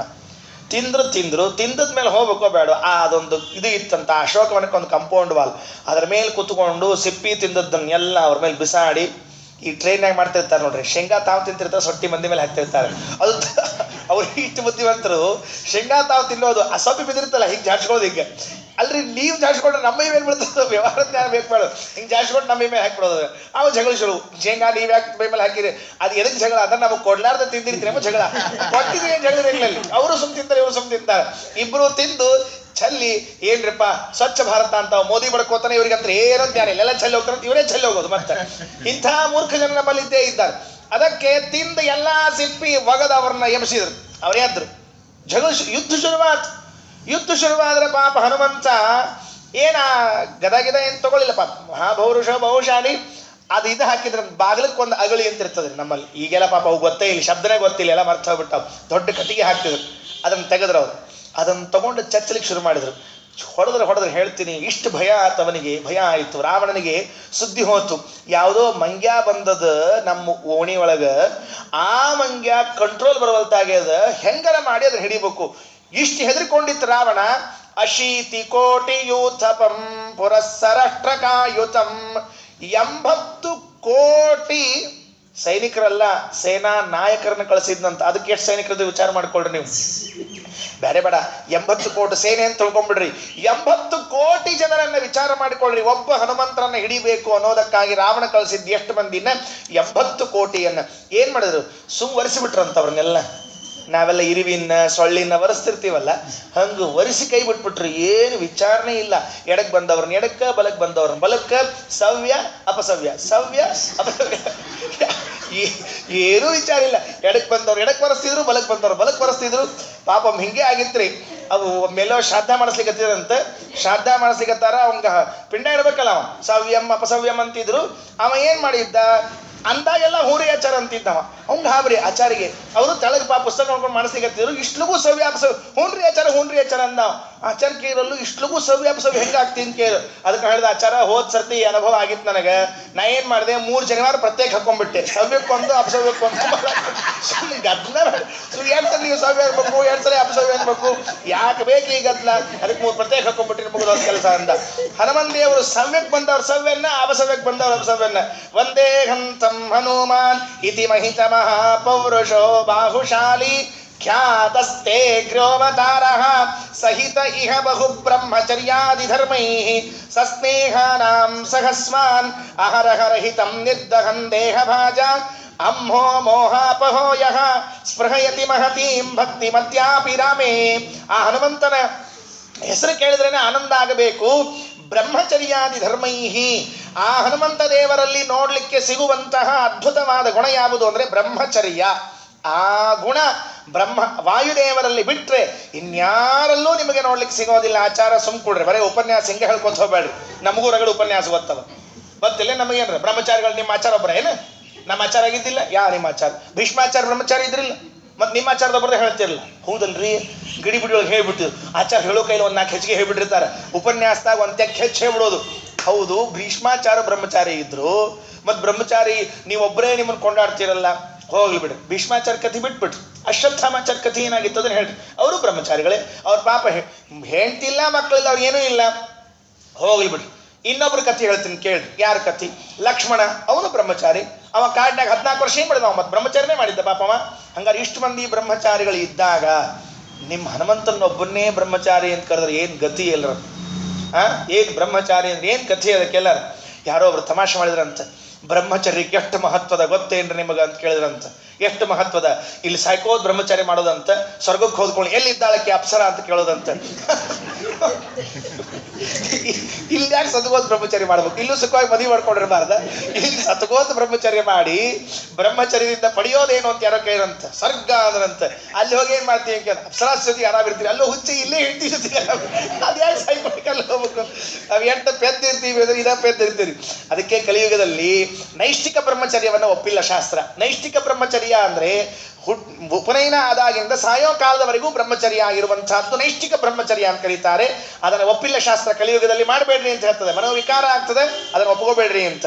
ಇಷ್ಟು ಮಂದಿ ಬ್ರಹ್ಮಚಾರಿಗಳಾಗಿರುವಾಗ ನಿಮ್ಮ ವಾಯುದೇವರೊಬ್ಬರೇ ಬ್ರಹ್ಮಚಾರಿಗಳು, ಅದನ್ನು ಬೇರೆ ಕೊಂಡಾಡ್ತಾರೆ. ಸಹಿತ ಇಹ ಬಹು ಬ್ರಹ್ಮಚರ್ಯಾದಿ ಧರ್ಮೈಹಿ. ಏನ್ ನಮ್ಮ ಆಚಾರಲ್ಲಿ, ನಮ್ಮ ವಾಯುದೇವರಲ್ಲಿ, ಹನುಮಪ್ಪನಲ್ಲಿ ಇದ್ದ ಬ್ರಹ್ಮಚರ್ಯ ಇನ್ನೆಲ್ಲದ ಸಾಧ್ಯನೇ ಇಲ್ಲ ಅಂತ ಹೇಳ್ಬಿಡ್ತಾರೆ. ಭೀಷ್ಮಾಚಾರ್ಯ ಬ್ರಹ್ಮಚರ್ಯ ಇರ್ಲಿಲ್ವೇ ಅಂತ ಪ್ರಶ್ನೆ ಮಾಡಿದ್ರೆ ಮಹಾಭಾರತ ಆನ್ಸರ್ ಮಾಡ್ತದೆ. ಭೀಷ್ಮಾಚಾರ್ಯರಲ್ಲಿದ್ದ ಬ್ರಹ್ಮಚರ್ಯ ಶಾಪಗ್ರಸ್ತವಾದ ಬ್ರಹ್ಮಚರ್ಯ. ಅವರು ಬ್ರಹ್ಮಚಾರಿಗಳಾಗಿರ್ಬೇಕು ಅಂತ ಆಗಿದ್ದಲ್ಲದು. ಬ್ರಹ್ಮದೇವರು ಶಾಪ ಕೊಟ್ಟಿದ್ರು, ನಿನ್ನ ಹೆಂಡತಿ ನಿನ್ನ ಜೊತೆಗೆ ಸಿಗೋದು ಬೇಡ ಅಂತ ಶಾಪ ಕೊಟ್ಟಿದ್ರು. ಅದಕ್ಕೆ ಬ್ರಹ್ಮಚಾರಿ ಆಗಿದ್ರು ಅವ್ರು.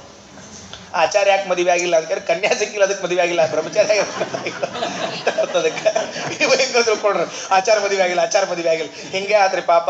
ಅದು ಅವ್ರೇನಂತ ಅದಕ್ಕೆ ಗರ್ಗಾಚಾರ್ಯ ಬಂದ್ರು, ಕೃಷ್ಣನ ಸಭೆ ಒಳಗೆ ಕೂತಾರೆ. ಗರ್ಗಾಚಾರ್ಯ ಸ್ವಲ್ಪ ಲೇಟ್ ಆಗಿ ಮದುವೆ ಮಾಡ್ಕೊಂಡಿಲ್ಲ, ಸ್ವಲ್ಪ ತಡ ಆಗಿತ್ತು. ಇವು ಯಾದವರೆಲ್ಲ ಕೊಡ್ಬೇಕೋ ಬೇಡ. ಗರ್ಗಾಚಾರ ಬಂದ್ ಕೂಡಲೇ ನೋಡ್ರಿ ಬಂದು ನೋಡ್ರಿ ಅಂದ್ರು. ಇವು ಕೂಡಂಗಿಲ್ಲ ಇಲ್ರಿ ಮಂದಿ. ಕುಸು ಕುಸು ಕುಸು ಕುಸು ಶುರು ಮಾಡಿಬಿಟ್ಟಿರ್ತಾರೆ. ಯಾಕೆ ಬಂದ್ರು, ಏನ್ ಬಂದ್ರು? ಮದುವೆ ಆಗಿಲ್ಲ ಒಂದು ಅಂದ್ರು. ಅದಕ್ಕೆ ಯಾಕೆ ಇಷ್ಟು ಕುಸು ಕುಸು ಅನ್ಬೇಕು? ಯಾಕೆ ಮದುವೆ ಆಗಿಲ್ಲ ಗೊತ್ತೇನ? ಶಂಟ್ ಇದ್ದಾರೆ, ಅದಕ್ಕೆ ಮದುವೆ ಆಗಿಲ್ಲ ಅನ್ಬೇಕು. ಯಾಕೆ ಮದುವೆ? ಕನ್ಯಾ ಸಿಕ್ಕಿಲ್ಲ, ಮದುವೆ ಆಗಿಲ್ಲ. ಏನೋ ಮನ್ಯಾಗ ಸಮಸ್ಯೆ ಇತ್ತು, ಮದುವೆ ಆಗಿಲ್ಲ. ಇವು ಶಂಟ್ ಇದ್ದಾನೆ, ಮದುವೆ ಆಗಿಲ್ಲ ಅನ್ಬಿಡ್ಬೇಕು. ಸುಟ್ಟು ಬಂತ ಗರ್ಗಾಚಾರ್ಯರಿಗೆ, ನೀವೆಲ್ಲ ಇಷ್ಟು ಯಾಕೆ ಹಾರಾಡ್ತೀರಿ? ಕೃಷ್ಣನ್ ಇಟ್ಕೊಂಡು ಹಾರಾಡ್ತಿರಲ್ಲ. ಆ ಕೃಷ್ಣನ್ ಕೊಲ್ಲೋ ಮಗನ್ ಪಡಿತೀನಿ ಅಂತ ತಪಸ್ಸಿಗೆ ಹೋದ್ರವ್ರು. ಮುಂದೆ ಮಗನ್ ಪಡೆದ್ರವರು. ಯಾರವ? ಕಾಲಯ್ಯವನ, ಅವನೇ ಗರ್ಗಾಚಾರ ಮಗ. ಆಮೇಲೆ ಕೃಷ್ಣ ಸಂಹಾರ ಮಾಡಿದ ಕಥೆ ಬೇರೆ. ಏನಾಗಿರ್ತದೆ ಅಂದ್ರೆ ಅದು ಇರೋದು ಒಂದು, ಇವ್ರು ತಿಳ್ಕೊಳ್ಳೋದು ಒಂದು ಆಗಿಬಿಟ್ಟಿರ್ತದೆ. ಅವರು ಪಾಪ ಯಾವುದೋ ಕಾರಣಕ್ಕೆ ಮದುವೆ ಮಾಡ್ಕೊಂಡಿರ್ಲಿಲ್ಲ, ಇವ್ರು ಶಾಂಡ್ ಇದ್ದಾರೆ, ಮದುವೆ ಆಗಿಲ್ಲ ಅನ್ಬಿಡ್ಬೇಕ. ಹಂಗಾಗಿತ್ತು. ಭೀಷ್ಮಾಚಾರ್ಯ ಬ್ರಹ್ಮಚಾರಿಗಳು. ಯಾಕೆ ಬ್ರಹ್ಮಚಾರಿಗಳು ಭೀಷ್ಮಾಚಾರ್ಯರು? ಭಾರಿ ಬ್ರಹ್ಮಚಾರಿ. ಯಾಕೆ ಬ್ರಹ್ಮಚರ್ಯ? ಅವರು ಶಾಪಗ್ರಸ್ತರಾದ ಬ್ರಹ್ಮಚರ್ಯ. ಅಶ್ವತ್ಥಾಮಾಚಾರ್ಯ ಯಾಕೆ ಬ್ರಹ್ಮಚಾರಿಗಳು? ಶಾಪಗ್ರಸ್ತ ಬ್ರಹ್ಮಚಾರಿಗಳು. ಲಕ್ಷ್ಮಣ ಯಾಕೆ ಬ್ರಹ್ಮಚಾರಿ? ವರಗ್ರಸ್ತ ಬ್ರಹ್ಮಚಾರಿ. ಇವ ವರಗ್ರಸ್ತ, ಅವ್ರ ಶಾಪಗ್ರಸ್ತರು. ಇವ್ ಯಾಕೆ ವರಗ್ರಸ್ತ? ಇಂದ್ರಜಿತ್ ಕೇಳ್ಕೊಂಡಿದ್ದಂತೆ. ಏನ್ ಕೇಳ್ಕೊಂಡಿದ್ದ? 14 ವರ್ಷ ಸ್ತ್ರೀ ಸಂಯೋಗ ಮಾಡದೆ, ಹೆಂಡತಿ ಸಂಪರ್ಕ ಇಲ್ಲದೆ ಇದ್ದು ಉಪವಾಸ ಇದ್ದವನು ಯಾರಿದ್ದಾನೋ ಅವನನ್ನು ಸಂಹಾರ ಮಾಡಬೇಕು ಅಂತ ಕೇಳಿಕೊಂಡಿದ್ದ ಇಂದ್ರಜಿತ. ಅನ್ನೋದಕ್ಕಾಗಿ ಲಕ್ಷ್ಮಣ 14 ವರ್ಷ ಉಪವಾಸದಿಂದಲೂ ಸ್ತ್ರೀ ಸಹಾಯ ಇಲ್ಲದೆ ಇದ್ದು ಇಂದ್ರಜಿತನ ಸಂಹಾರ ಮಾಡಿದ. ಅದಕ್ಕಾಗಿ ಅರಣ್ಯಕ್ಕೆ ಹೋಗ್ಬೇಕಾಯ್ತವನು. ಲಕ್ಷ್ಮಣ ಹೋಗಿದ್ದು ರಾಮನ ಮೇಲಿನ ಪ್ರೀತಿಯಿಂದ ಎಂಬುದು ಪ್ರಧಾನವಾದ ಕಾರಣ. ಅಪ್ರಧಾನ ಕಾರಣ ಏನು? ಇಂದ್ರಜಿತನ ಸಂಹಾರ. ಆ ಇಂದ್ರಜಿತನ ಸಂಹಾರ ಮಾಡಬೇಕಾಗಿದ್ರೆ 14 ವರ್ಷ ಉಪವಾಸ ಇರ್ಬೇಕಂತ. ಒಂದ್ ಏಕಾದಶಿ ಪಂಚಾಂಗ ನೋಡ್ತಿರ್ತೀವಿ, ತಿರ್ಗಾ ತಿಥಿ ಎಲ್ಲರ ಬಂತೇನು. ನಮ್ಮ ಮನ್ಯಾಗ ನಮ್ಮ ಹುಡುಗರು ಸ್ವಲ್ಪ ಅಡಿಗೆ ಲೇಟ್ ಆತ, ಯಾಕಪ್ಪ ಇವತ್ತು ಏಕಾದಶಿ ಅಂತ ಕೇಳ್ತಾರ. ನಿನ್ನೆ ಆಗ್ಯದ ಏಕಾದಶಿ ಮತ್ತೆ ಯಾಕೆ ಏಕಾದಶಿ ಹೆಸರಿರ್ತಿ ನಮ್ಮನೆ ನಮ್ಮ ಹುಡುಗ ಹೇಳ್ತಾನ್ರಿ ಹುಡುಗ ಅಪ್ಪ ಇವತ್ತೇನು ಏಕಾದಶಿ ಏನ್ ಅಂತ ಕೇಳ್ತಾರೆ. ಯಾಕೋ ಅಡಿಗೆ ಒಲಿ ಹೊಚ್ಚಿಲ್ಲ ಇನ್ನು ಮತ್ತಂತಾರ ಒಲಿ ಹೊಚ್ಚಿಲ್ಲ ಏಕಾದಶಿ ಬೇಡಪ್ಪ ಅಂತ ಹೇಳ್ತೀನಿ ಹೋಗಿ. ಹಿಂಗಾಗ್ಬಿಡ್ತದ. ನಮ್ 14 ವರ್ಷದ ದೂರೇ ಉಳಿತು. ನೋಡಿದ್ರೆ ಗಾಬರಿ ಆಗ್ತಾ ಇತ್ತು ನಮಗೆ. ಅಂಥದ್ದು 14 ವರ್ಷ ರಾಮಾಯಣ ಉಲ್ಲೇಖ ಮಾಡ್ತದೆ. ಒಂದು ಕಡೆಯಾದರೂ ಲಕ್ಷ್ಮಣ ತಿಂದ ಉಂಡ ಉಲ್ಲೇಖ ಇಲ್ಲ. 14 ವರ್ಷ ರಾಮನಿಗೆ ತರಬೇಕು, ಸೀತೆಗೆ ತರಬೇಕು, ಸೇವೆ ಮಾಡಬೇಕು, ಊಟಕ್ಕೆ ಹಾಕಬೇಕು, ಕೈ ಮುಗಿಬೇಕು, ಕೂತ್ಬಿಡ್ಬೇಕು. ಅಲ್ಲ, ನಿಜವಾಗ್ಲೂ ಶೇಷದೇವರು ಅವರಿಗೆ ಯಾವ ಆಹಾರದ ಅಪೇಕ್ಷೆ ಇಲ್ಲ. ನಮ್ಮ ಹಾವುಗಳೇ ಅಭಕ್ಷ ವಾಯುಭಕ್ಷಶ್ಚ ಅಂತ ಕರ್ಸ್ಕೋತಾವ. ಈ ಶೇಷದೇವರಿಗೆ ಏನು ಸಮಸ್ಯೆ ಇಲ್ಲ. 14 ವರ್ಷಗಳ ಕಾಲ ಉಪವಾಸ ಮಾಡಿ ಬ್ರಹ್ಮಚಾರಿಗಳಾಗಿದ್ದು ಇಂದ್ರಜಿತನ ಸಂಹಾರ ಮಾಡ್ತಾ ಇದ್ದಾರೆ. ಅದವನ ವರ. ಇಂದ್ರಜಿತ ಕೇಳಿಕೊಂಡಿದ್ದ ಅನ್ನೋದಕ್ಕಾಗಿ ಇವರು ಮಾಡಿಕೊಂಡ್ರು. ಅವರ ಬ್ರಹ್ಮಚರ್ಯ ವರಗ್ರಸ್ತ, ಅಶ್ವತ್ಥಾಮಾಚಾರ ಬ್ರಹ್ಮ ಶಾಪಗ್ರಸ್ತ, ಭೀಷ್ಮಾಚಾರ್ಯ ಬ್ರಹ್ಮಚರ್ಯ ಶಾಪಗ್ರಸ್ತ. ಹಾಗಾದರೆ ನಿಜವಾಗಿಯೂ ಬ್ರಹ್ಮಚಾರಿಗಳಾಗಿದ್ದವರು ವಾಯುದೇವರ ಮಾತ್ರ. ಒಂದೇ ಹಂತಂ ಹನುಮಾನ್ ಇತಿ ಮಹಿತಮಃ ಪೌರುಷೋ ಬಾಹುಶಾಲಿ ಖ್ಯಾತಸ್ಥೆ ಗ್ರೋವತಾರಃ ಸಹಿತ ಇಹ ಬಹು ಬ್ರಹ್ಮಚರ್ಯಾದಿ ಧರ್ಮೈ. ನಿನ್ನೆ ಒಂದು ಕಥೆ ಹೇಳಿದ್ದೆ. ಏನು ಅಂದರೆ ವಾಟ್ಸಪ್ಪಲ್ಲಿ ಒಂದು ಕಥೆ ಬಂದಿದೆ ಅಂತ ನಿನ್ನೆ ಹೇಳಿದ್ದೆ. ಏನು ಕಥೆ ಹೇಳಿದ್ದೆ ವಾಟ್ಸಪ್ಪಲ್ಲಿ ಅಂದರೆ, ಹನುಮಂತ ದೇವರ ಮದುವೆ ಆಗ್ಯದಂತ. ಯಾರು ಆಚಾರ ನೀವು ಹೋಗಿದ್ರೇನು ಮದುವೆಗೆ? ಮತ್ತು ಅವ್ರ ಮದುವೆಗೆ ಇಷ್ಟು ಕಾನ್ಫಿಡೆನ್ಸ್ ಹೇಳಿಲ್ಲ, ನನಗೂ ಗೊತ್ತಿರಲಿಲ್ಲ. ನನ್ನ ವಾಟ್ಸಪ್ನಲ್ಲಿ ಒಂದು ಮದುವೆ ಕಥೆ ಬಂದಿತ್ತು. ಅದು ಸುವರ್ಚಲ ಅಂತ ಹೆಂಡತಿ ಹೆಸರಂತೆ, ಹನುಮಂತ ದೇವರ ಹೆಂಡತಿ ಹೆಸರು. ಆ ಹನುಮಂತ ದೇವರಿಗೆ ಗುಡಿ ಇದ್ದಂಗೆ, ಹನುಮಂತನಿಗೆ ಮಂದಿರಗಳಿದ್ದಂತೆ ಸುವರ್ಚಲ ಆಗು ಒಂದು ಗುಡಿ ಅದ ಅಂತ. ಹೈದರಾಬಾದಿಂದ 220 ಕಿಲೋಮೀಟರ್ ಮೇಲೆ ಒಂದು ಗುಡಿ ಅದ ಅಂತ ಒಂದು ಕಥೆಯನ್ನು ವಾಟ್ಸಪ್ಪಲ್ಲಿ ಬಿಟ್ಟಿದ್ದಾರೆ. ಏನು ಕಥೆ ಅದು ಅಂದರೆ, ವಾಯುದೇವರನ್ನ ಅವರ ಹನುಮಂತನನ್ನ ಮದುವೆ ಮಾಡಿಸ್ಬೇಕು ಅಂತ ಪಟ್ಟು ಹಿಡಿದ್ರಂತೆ ಎಲ್ಲರೂ ಸರಿ. ಹನುಮಪ್ಪ ಹೆಂಗರ ಮದುವೆ ಮಾಡಬೇಕು ಅಂತ ತಿಳ್ಕೊಂಡು ಹೇಳಿ ಅವು ಹನುಮಪ್ಪನ ಮದುವೆ ಹೆಂಗೆ ಮಾಡಬೇಕು ಎಲ್ಲರೂ ಪ್ರಯತ್ನ ಮಾಡಿದ್ರು. ಅವ್ರು ಬಂದು ಹೇಳಿದ್ರು, ಇವ್ರು ಬಂದು ನೀ ಮದುವೆ ಮಾಡ್ಕೋ ಒಲ್ಲೆ ಒಲ್ಲೆ ಒಲ್ಲೆ ಅಂದ. ಕೊನೆಗೆ ಆ ಹನುಮಂತನ ಗುರುಗಳೊಬ್ರು ಇದ್ರಂತ. ಹನುಮಂತ ಗುರುಗಳ ಯಾರಪ್ಪ ಅವರು? ಸೂರ್ಯ ಇದ್ದಾರಲ್ಲ ಅವನು ಹನುಮಂತನ ಗುರುಗಳು. ಮಧ್ಯನಾಮದಲ್ಲಿ ಉದಯಾಸ್ತಮಾನದಿ ಶೈಲಗಳ ಭರದಿ ಅಂತ ಹೇಳುವಂತಹ ಸಂದರ್ಭದಲ್ಲಿ ವ್ಯಾಕರಣವನ್ನ ಹೇಳಿದರು ಅಂತ ಆ ಪ್ರಸಂಗದಲ್ಲಿ ಹೇಳ್ತಾರೆ. ಆಗ ಅವನಿಗೆ ಸೂರ್ಯನ ಕಡೆಗೆ ಹೋಗಿ ಹೇಳಿದ್ರು, ನಿಮ್ಮ ಹುಡುಗನ್ನ ನೀವೇನು ಮಾಡ್ತೀರಿ ಗೊತ್ತಿಲ್ಲ, ನಿಮ್ಮ ಹುಡುಗಗೆ ಮದುವೆ ಮಾಡಿಸ್ಬೇಕು, ನಿಮ್ಮ ಶಿಷ್ಯಗೆ ಮದುವೆ ಮಾಡಿಸ್ಬೇಕು ನೀವು. ಅವರಂದ್ರು, ಅವ್ನು ಕೇಳಂಗಿಲ್ರಿ ಅಂದರು. ಇಲ್ಲ, ನೀವೇನ್ರ ಒಂದು ಅಡ್ಡ ಹಾಕಿ ಮದುವೆ ಮಾಡಿಸ್ರಿ ಅಂದರು. ಆತು ಅಂದರು. ಮೊದಲು ಕನ್ಯಾ ಹುಟ್ಟಿಸ್ಬೇಕಲ್ಲ, ಅದಕ್ಕೆ ಸೂರ್ಯನೇ ತನ್ನ ಕಿರಣಗಳಿಂದ ಒಬ್ಬ ಹುಡುಗಿನ ಹುಟ್ಟಿಸಿದ್ನಂತ. ಅವಳೇ ಸುವರ್ಚಲ ಅಂತ ಹೆಸರಂತ. ಸೂರ್ಯ ಕಿರಣಗಳಿಂದ ಹುಟ್ಟಿ ಬಂದ ಹುಡುಗಿ ಸುವರ್ಚಲ. ಆಯ್ತು, ಹುಡುಗಿ ಬಂದ್ಲು, ಮನೆಯಾಗಿದ್ಲು. ಆಮೇಲೆ ಹನುಮಂತ ಪಾಠಕ್ಕೆ ಬಂದ. ಹನುಮಂತ, ನೀ ಪಾಠ ಓದ್ಬೇಕಾದ್ರೆ ನನ್ನೊಂದು ಕರಾರ ಅಂದರು. ಸ್ವಾಮಿ, ಇಷ್ಟು ದಿವಸ ಇಲ್ಲಿ ಕರಾರ ಈಗೇನು ಹೊಸದಾಗಿ ಬಂತು ಕರಾರ, ಇನ್ಮೇಲೆ ನೀ ಪಾಠಕ್ಕೆ ಬರ್ಬೇಕಾದ್ರೆ ಏನು ಹೇಳ್ರಿ? ಅವ ನವವ್ಯಾಕರಣ ಅರ್ಥವೇತ್ತ. 9 ವ್ಯಾಕರಣಗಳನ್ನು ಸೂರ್ಯನ ಕಡೆಯಿಂದ ಅಧ್ಯಯನ ಮಾಡಿದ ಹನುಮಂತ ಅಂತ ಹೇಳ್ತಾರೆ. ಓದುವಾಗ ನನ್ನ ಮಗಳನ್ನು ನೀನು ಮಾಡಿಕೊಂಡ್ರೆ ಪಾಠ ಹೇಳ್ತೀನಿ ಅಂದರು. ಸೂರ್ಯ ಗಂಟು ಹಾಕಿದ, ಮದುವೆ ಮಾಡ್ಕೋ, ಇಲ್ಲ ಅಂತ ಪಾಠ ಹೇಳಂಗಿಲ್ಲ. ಅವ್ರು ನೀವು ಪಾಠ ಹೇಳಿದ್ ಬಿಟ್ರೆ ನಾ ಮದುವೆ ಮಾಡ್ಕೊಳಂಗಿಲ್ಲ ಅಂದರು. ನಾ ಮದುವೆ ಮಾಡ್ಕೋಬಾರ್ದು ಅಂತ ಇಟ್ಕೊಂಡು, ಇಲ್ಲ ನೀ ಹೆಂಗಾಗಲಿ, ಇಲ್ಲ ಪಾಠ ಹೇಳ್ರಿ ಆಮೇಲೆ ನೋಡೋಣ ಅಂದರು. ಕೊನೆಗೆ ಪಾಠ ಮುಗಿಸಿ ಗುರುದಕ್ಷಿಣೆ ಏನು ಬೇಕು ಅಂತ ಕೇಳಿದಾಗ, ನನ್ನ ಮಗಳನ್ನು ನೀನು ಮಾಡಿಕೋ, ಅದೇ ದೊಡ್ಡ ಗುರುದಕ್ಷಿಣೆ ಆಗ್ತದೆ ಅಂತ ಹೇಳಿದ್ರು. ನಿಮ್ಮ ತಲೆ ಬಿಸಿ ನನ್ನ ತಲೆ ಹಾಕ್ಲಿಕ್ಕೆ ಅಂತ ಅರ್ಥ. ಅದಕ್ಕೆ ಬೇರೆ ಏನಿಲ್ಲೇ ಇಲ್ಲ, ಗುರುದಕ್ಷಿಣೆ ಇದೆ, ಬೇರೆ ಇನ್ನೇನು ಇರಂಗಿಲ್ಲ. ಅದಕ್ಕೆ ಭಾಳ ಮಂದಿ ಗುರುಗಳು ತಮ್ಮ ಕನ್ಯಾನ ಶಿಷ್ಯರಿಗೆ ಒಪ್ಪಿಸ್ಬಿಟ್ಟಿರ್ತಾರೆ. ನಮ್ಮ ಕಿರಿಕಿರಿ ಅವ್ರ ಮನೆಗೆ ಹೋದ್ರೆ ಸಾಕು ರಗಡಾಗ್ಯದ ಅಂತ ತಿಳ್ಕೊಂಡು ಹೇಳಿ ನಾವೆಲ್ಲ ಬಾರಿ ತಿಳ್ಕೊಂಡಿರ್ತೀವಿ. ಅದಕ್ಕೆ ಗುರುದಕ್ಷಿಣೆ ಏನು ತಗೋ. ನಮ್ಮ ಗುರುಗಳು ತಡ್ಕೊಳ್ಳೋ ತಮಾಷೆ ಮಾಡ್ತಿರ್ಬೇಕು. ಏನು ಅಂದರೆ, ಮನೆಯಾಗಿದ್ದ ಶಿಷ್ಯಗನ ಕನ್ಯಾ ಕೊಟ್ಬಿಟ್ರಂತ. ಅವ್ರು ಹಂಗೆ ಮಾಡ್ಯಾರ, ಶಿಷ್ಯಗೆ ಕನ್ಯಾ ಕೊಟ್ಟರ ಅವರು. ಅದಕ್ಕೆ ಅದು ಚಾಷ್ಟಿ ಮಾಡ್ತಿರ್ಬೇಕು. ಏನ್ ಚಾಷ್ಟಿ ಅಂದ್ರೆ, ನಮ್ಮಲ್ಲಿ 2 ಶಬ್ದ ಬರೀ, ರಾಮ ಶಬ್ದ ಒಂದು, ರಮಾ ಶಬ್ದ ಒಂದು. ಅದಕ್ಕೆ ರಾಮ ಶಬ್ದದಿಂದ ಪಾಠ ಶುರು ಮಾಡಿದ್ರಂತ, ರಮಾ ಶಬ್ದಕ್ಕೆ ಮುಕ್ತಾಯ ಮಾಡಿದ್ರಂತ. ಅಂದ್ರೆ ಪಾಠ ಹೇಳಿ ಕನ್ಯಾ ಕೊಟ್ರು ಅಂತ ಅರ್ಥ ಅದಕ್ಕೆ. ಆಗ ರಮಾ ಶಬ್ದ ಅದು ಹೇಳಿದ್ರು, ಹನುಮಂತ ಕನ್ಯಾ ಕೊಟ್ರು. ಇನ್ನೇನು ಮಾಡ್ಬೇಕು, ಅನಿವಾರ್ಯ ಮಾಡ್ಕೊಂಡ. ಗುರುದಕ್ಷಿಣೆ ಸಲುವಾಗಿ ಮಾಡ್ಕೊಂಡ ಹನುಮಂತ. ಒಂದು ದಿವಸವೂ ನೋಡ್ಲಿಲ್ಲ, ಮುಟ್ಲಿಲ್ಲ ಸುವರ್ಚಲೆಯನ್ನ. ಅವಳು ಬೇಡ, ನಿಮಗೆ ನಾನು ತೊಂದರೆ ಕೊಡೋದಿಲ್ಲ ಅಂತ ಹೇಳಿ ತಪಸ್ಸಿಗೆ ಬಂದು ಕೂತ್ಲು. ಆ ಜಗ ಅಲ್ಲಿರುವಂತಹದ್ದು ಅಂತ ಹೇಳ್ತಾರೆ. ಸೂರ್ಯ ಹೇಳಿದ್ನಂತೆ, ನೋಡಪ್ಪ, ಮುಂದಿನ ಬ್ರಹ್ಮಕಲ್ಪದಲ್ಲಿ ನೀನು ಬ್ರಹ್ಮನಾಗ್ತೀಯ, ಆವಾಗ ಅವಳು ವಾಣಿ ಸರಸ್ವತಿ ಆಗ್ತಾಳೆ ಅಂತ ಸೂರ್ಯ ಹೇಳಿದ ಅಂತ. ಇದೊಂದು ದೊಡ್ಡ ಕಥೆ ವಾಟ್ಸಪ್ಪಲ್ಲಿ ಹರಿದಾಡ್ತಾ ಇದೆ ನೋಡ್ರಿ. ಇದು ರಾಮಾಯಣದ ಕಥೆಯಲ್ಲ, ಮಹಾಭಾರತದ ಕಥೆಯಲ್ಲ, ವೇದಗಳ ಕಥೆಯಲ್ಲ, ವಾಟ್ಸಪ್ಪಿನ ಕಥೆಗಳು ಹಿಂಗೇ ಬರ್ತಿರ್ತಾವೆ. ಇಂದು ಬೇಕಾದಷ್ಟು ಬಂದಾವೆ ಇಂಥ ಕಥೆಗಳು. ಆದ್ದರಿಂದ ಇಂಥ ಕಥೆಗಳಿಗೆ ಕಿವಿ ಕೊಡಬೇಡ್ರಿ. ಯಾಕೆ ಅಂದರೆ ಅದು ಶಾಸ್ತ್ರ ಅಲ್ಲ. ಶ್ರೀಮದಾಚಾರ್ಯರ ಪ್ರಕಾರ, ಮಹಾಭಾರತ ರಾಮಾಯಣಗಳ ಪ್ರಕಾರ ಬ್ರಹ್ಮಚರ್ಯಾದಿ ಧರ್ಮೈ, ಶುದ್ಧವಾದ ಬ್ರಹ್ಮಚರ್ಯವನ್ನು ಪಾಲನೆ ಮಾಡಿದವರು ಹನುಮಂತ ದೇವರು. ಸಸ್ನೇಹಾನಾಂ ಸಹಸ್ವಾನ್. ನೋಡ್ರಿ, ಅದರ ಸ್ವಾರಸ್ಯ ಹೇಳ್ತಾರೆ. ಬಾಹುಶಾಲಿ ಖ್ಯಾತಸ್ಥೆ ಅಗ್ರ್ಯ ಅವತಾರ. ಏನ್ ಬಾಹುಬಲ, ಬಾಹುಬಲ, ಹನುಮಂತನ ಬಾಹುಬಲ. ಮುಂದೆ ಹೇಳ್ತಾರೆ ಅದೇನ ಸಂಜೀವಿನಿ ಪರ್ವತವನ್ನ ಎತ್ತಿ ತಂದು ಇಟ್ಟು, ಮುಂದಿನ ಪದ್ಯದಲ್ಲಿ ಇದೆ, ಅದನ್ನು ಮತ್ತೆ ನೋಡೋಣ. ಆಮೇಲೆ ಸ್ಪೃಹಯತಿ ಮಹತೀಂ ಭಕ್ತಿ ಮಧ್ಯಾಪಿ ರಾಮೆ. ಇವತ್ತಿಗೂ ವಾಯುದೇವರು ಪರಮಾತ್ಮಲ್ಲಿ ಕೇಳಿಕೊಳ್ಳೋದೇನು ಅಂದರೆ, ಸ್ವಾಮಿ ಭಕ್ತಿ ಕೊಡು, ಭಕ್ತಿ ಕೊಡು, ಭಕ್ತಿ ಕೊಡು ಅಂತ ಕೇಳ್ತಾರೆ. ಇನ್ನೇನನ್ನೂ ಕೇಳುವುದಿಲ್ಲ. ಅದ್ಯಾಪಿ ರಾಮೇ ಮಹತೀಂ ಭಕ್ತಿಂ ಸ್ಪೃಹಯತಿ. ಮಹಾಭಾರತ ತಾತ್ಪರ್ಯ ನಿರ್ಣಯದಲ್ಲಿ ಶ್ರೀಮದಾಚಾರ್ಯರು ಕೊನೆಯ ಅಧ್ಯಾಯ 9ನೇ ಅಧ್ಯಾಯ ರಾಮಚರಿತ್ರೆಯನ್ನು ಮುಕ್ತಾಯ ಮಾಡುವಾಗ ಹೇಳ್ತಾರೆ, ಹನುಮಂತಗ ಕರೆದ ರಾಮ ಕೇಳಿದಂತ, ಎಲ್ಲರಿಗೂ ಕರೆದ್ರಂತ, ನಿಮಗೇನು ಬೇಕು, ನಿಮಗೇನು ಬೇಕು, ನಿಮಗೇನು ಬೇಕು ಅಂತ ಎಲ್ಲ ಕೇಳಿದ್ರಂತ. ಪಾಪ ಎಲ್ಲರೂ ಅದು ಬೇಕು, ಇದು ಬೇಕು, ಸುಗ್ರೀವ, ಜಾಂಬುವಂತ, ಅಂಗದ ಎಲ್ಲರೂ ಅದು ಇದೆಲ್ಲ ಕೇಳ್ಕೊಂಡು ಹೋದ್ಮೇಲೆ ಹನುಮಂತನ ಕರೆದಂತ. ಹನುಮಂತ ನಿಂಗೇನು ಬೇಕು? ಏನು ಬೇಡ ಸ್ವಾಮಿ, ನಿನ್ನ ಕಡೆ ಏನು ಕೇಳಿರುತ್ತೆ ಅಸಹ್ಯ ಇಲ್ಲ. ಅಲ್ಲೋ ಇಷ್ಟೆಲ್ಲ ಸೇವಾ ಮಾಡಿ ಏನರ ಬ್ಯಾಡೆ ನಿನಗೆ? ಸ್ವಾಮಿ ನಾ ಸೇವಾ ಮಾಡಿದ್ದು ಕೇಳಲಿಕ್ಕೆ ಅಂತ ಯಾಕೆ ಅನ್ಕೊಂಡು ಹೇಳೋಣ ಅಂತ. ನಾ ಸೇವಾ ಮಾಡಿದ್ರಿ ನನ್ನ ಹತ್ರ ಏನೋ ಕೇಳಲಿಕ್ಕೆ ಅಂತ ಯಾಕೆ ಅನ್ಕೊಂಡು? ಇಲ್ಲೋ ನೀ ಕೇಳಲಿಕ್ಕೆ ಅಂತ ಅನ್ಕೊಂಡು ಅದಲ್ಲಲ್ಲ, ನನಗೆ ಕೊಡಬೇಕು ಅಂತದ ಏನಾದ್ರು ಕೇಳು. ಏನು ಬೇಡ. ನಮೋ ನಮೋ ನಾಥ, ನಮೋ ನಮಸ್ತೆ, ಪುನಃ ಪುನಸ್ತೆ ಚರಣಾರವಿಂದಂ. ಇದನ್ನೇ ಕೊಡು, ನಿನ್ನ ಪಾದದಲ್ಲಿ ಭಕ್ತಿಯನ್ನು ಕೊಡು, ಬೇರೆ ಇನ್ನೇನು ಬೇಡ ಅಂತ ಹೇಳಿದ್ರೆ, ಸೀತಾದೇವಿ ಏನ್ ಮಾಡಿದ್ಲು ಗೊತ್ತಾ? ರಾಮನ ಕಡೆ ನೋಡಿದ್ಲಂತ. ರಾಮ ಏನ್ ಮಾಡಿದ್ ಗೊತ್ತಾ? ಸೀತಾನ್ ಕಡೆ ನೋಡಿದಂತ. ಇವ್ರಿಬ್ರು ಗಂಡ ಹೆಂಡತಿ ಹಿಂಗರಿ, ಇವ್ರನ್ನ ಅವ್ರು ನೋಡೋದು, ಅವ್ರು ಇವ್ರು ನೋಡೋದು. ಆಚಾರ ಬಂದ ಹಿಂಗ ನೋಡ್ತಿರ್ತಾರೆ ಮನೆಯಾಗೆಲ್ಲ. ಆಚಾರ ಬಂದಿರ್ತಾರಲ್ಲ ಮನೆಗೆ, ಹೆಂಡತಿ ಗಂಡ ಕಡೆ ನೋಡ್ತಾ, ಗಂಡ ಹೆಂಡತಿ ಕಡೆ ನೋಡ್ತಾ, ಎಷ್ಟು ಕೊಡ್ಬೇಕಂತ ಇಟ್ಕೊಡ್ರಿ ದಕ್ಷಿಣಿನ ಅಂತ ಕೇಳ್ತಾಳ ಆಕಿ. ಆಕಿ ಭಾಳ ಬುದ್ಧಿ ಅಂದ್ಲಕಿ ಅಕ್ಕಿ ಕಣ್ಣು ಸೊನ್ನೆ ಒಳಗೆ ಹೇಳ್ತಾಳ, 2 ಕಣ್ಣು ಸೊನ್ನೆ ಮಾಡಿದ್ರೆ 20 ರೂಪಾಯಿ ದಕ್ಷಿಣೆ ಮುಗಿತಂತ ಅನ್ಸೋದಕ್ಕೆ. ಅಲ್ಲಿಗೆ ತಿಳ್ಕೋಬೇಕು. ಒಂದೇ ಕಣ್ಣು ಸೊನ್ನೆ ಆಗಿದ್ರೆ 10 ರೂಪಾಯಿದಾಗ ಆಚಾರ ಪಾರ್ ಮಾಡ್ತಾರ ಅವ್ರ. ಇಲ್ಲೇ ಇಲ್ಲ. ಅದಕ್ಕೆ ಇಬ್ರು ನೋಡ್ಕೊಂಡ್ರು. ಏನು ಕಥೆ ಅಂದ್ರು, ಇಬ್ರು ನೋಡ್ಕೊಂಡ್ರಲ್ಲ ಅಂದ್ರೆ ಕೊಡು ಅಂದ್ರು. ಏನು? ನಾ ಕೊಟ್ಟಿದ್ನಲ್ಲಿ ನಿನಗೆ ಅದನ್ನು ಕೊಡು ಅಂದ. ಏನು ಕೊಡುಪ್ಪ? ನಾ ಕೊಟ್ಟದ್ದು ನೀನು ಕೊಡೋದು, ಏನು ಕೊಡೋದು? ರಾಮಸ್ಯ ವಾಣ್ಯ ಮಣಿಮಂಜುವಾಲ ವ್ಯಾಜೇನ ದೀರ್ಘಾಂ ಕರುಣಾಂಬ ಬಂಧ. ನಾರಾಯಣ ಪಂಡಿತಾಚಾರ್ಯ ಅಂತಾರೆ, ರಾಮಸ್ಯ ವಾಣ್ಯ ಮಣಿಮಂಜು ಮಾಲ ವ್ಯಾಜೇನ ದೀರ್ಘಾಂ ಕರುಣಾಂಬ ಬಂಧ. ರಾಮ ಅದ ಸೀತೆ, ಹನುಮ ಬಾಯಿಲ್ಲಿ ಅಂತ ಸೀತೆ ಕರೆದು ರಾಮನನ್ನ ನೋಡಿ ಹೇಳ್ತಾಳೆ, ನನ್ನ ಗಂಡ ಆಜ್ಞೆ ಮಾಡಿದ್ದಾನೆ, ನಿನಗಾಗಿ ಕೊಡಬೇಕು ಅಂತ ಕೊಡ್ತೀನಿ ತಗೋ ಅಂತ ಹೇಳಿ ತನ್ನ ಕೊರಳಲ್ಲಿ ಹಾಕಿಕೊಂಡಿರುವ ಮುತ್ತಿನ ಹಾರವನ್ನು ತೆಗೆದಲಂತೆ. ಹನುಮಂತ ಅಂತಾನೆ, ಅಮ್ಮ ಅದು ನಿನಗಾಗಿ ರಾಮ ಕೊಟ್ಟದ್ದು. ಎಷ್ಟು ಪ್ರೀತಿಯಿಂದ ಮಾಡಿಸಿಕೊಟ್ಟಿದ್ದಾನೋ ಗೊತ್ತಿಲ್ಲ, ನನಗ್ಯಾತಕ್ಕೆ ಅಂತ ಕೇಳಿದ. ರಾಮನೇ ಹೇಳಿದ್ನೋ ಇಲ್ಲೋ ನಿನ್ನೆದುರಿಗೆ, ನಾನು ನಿನಗೆ ಕೊಟ್ಟಿದ್ದನ್ನ ಕೊಡು ಅಂತ ಹೇಳಿದ್ನೋ ಇಲ್ಲೋ? ನನ್ನ ಮೇಲೆ ಎಷ್ಟು ಪ್ರೀತಿ ಇದೆ ರಾಮನಿಗೆ ಅಂತ ಪ್ರತ್ಯಕ್ಷ ಸಾಕ್ಷಿ ನೀನಿದ್ದೀಯ.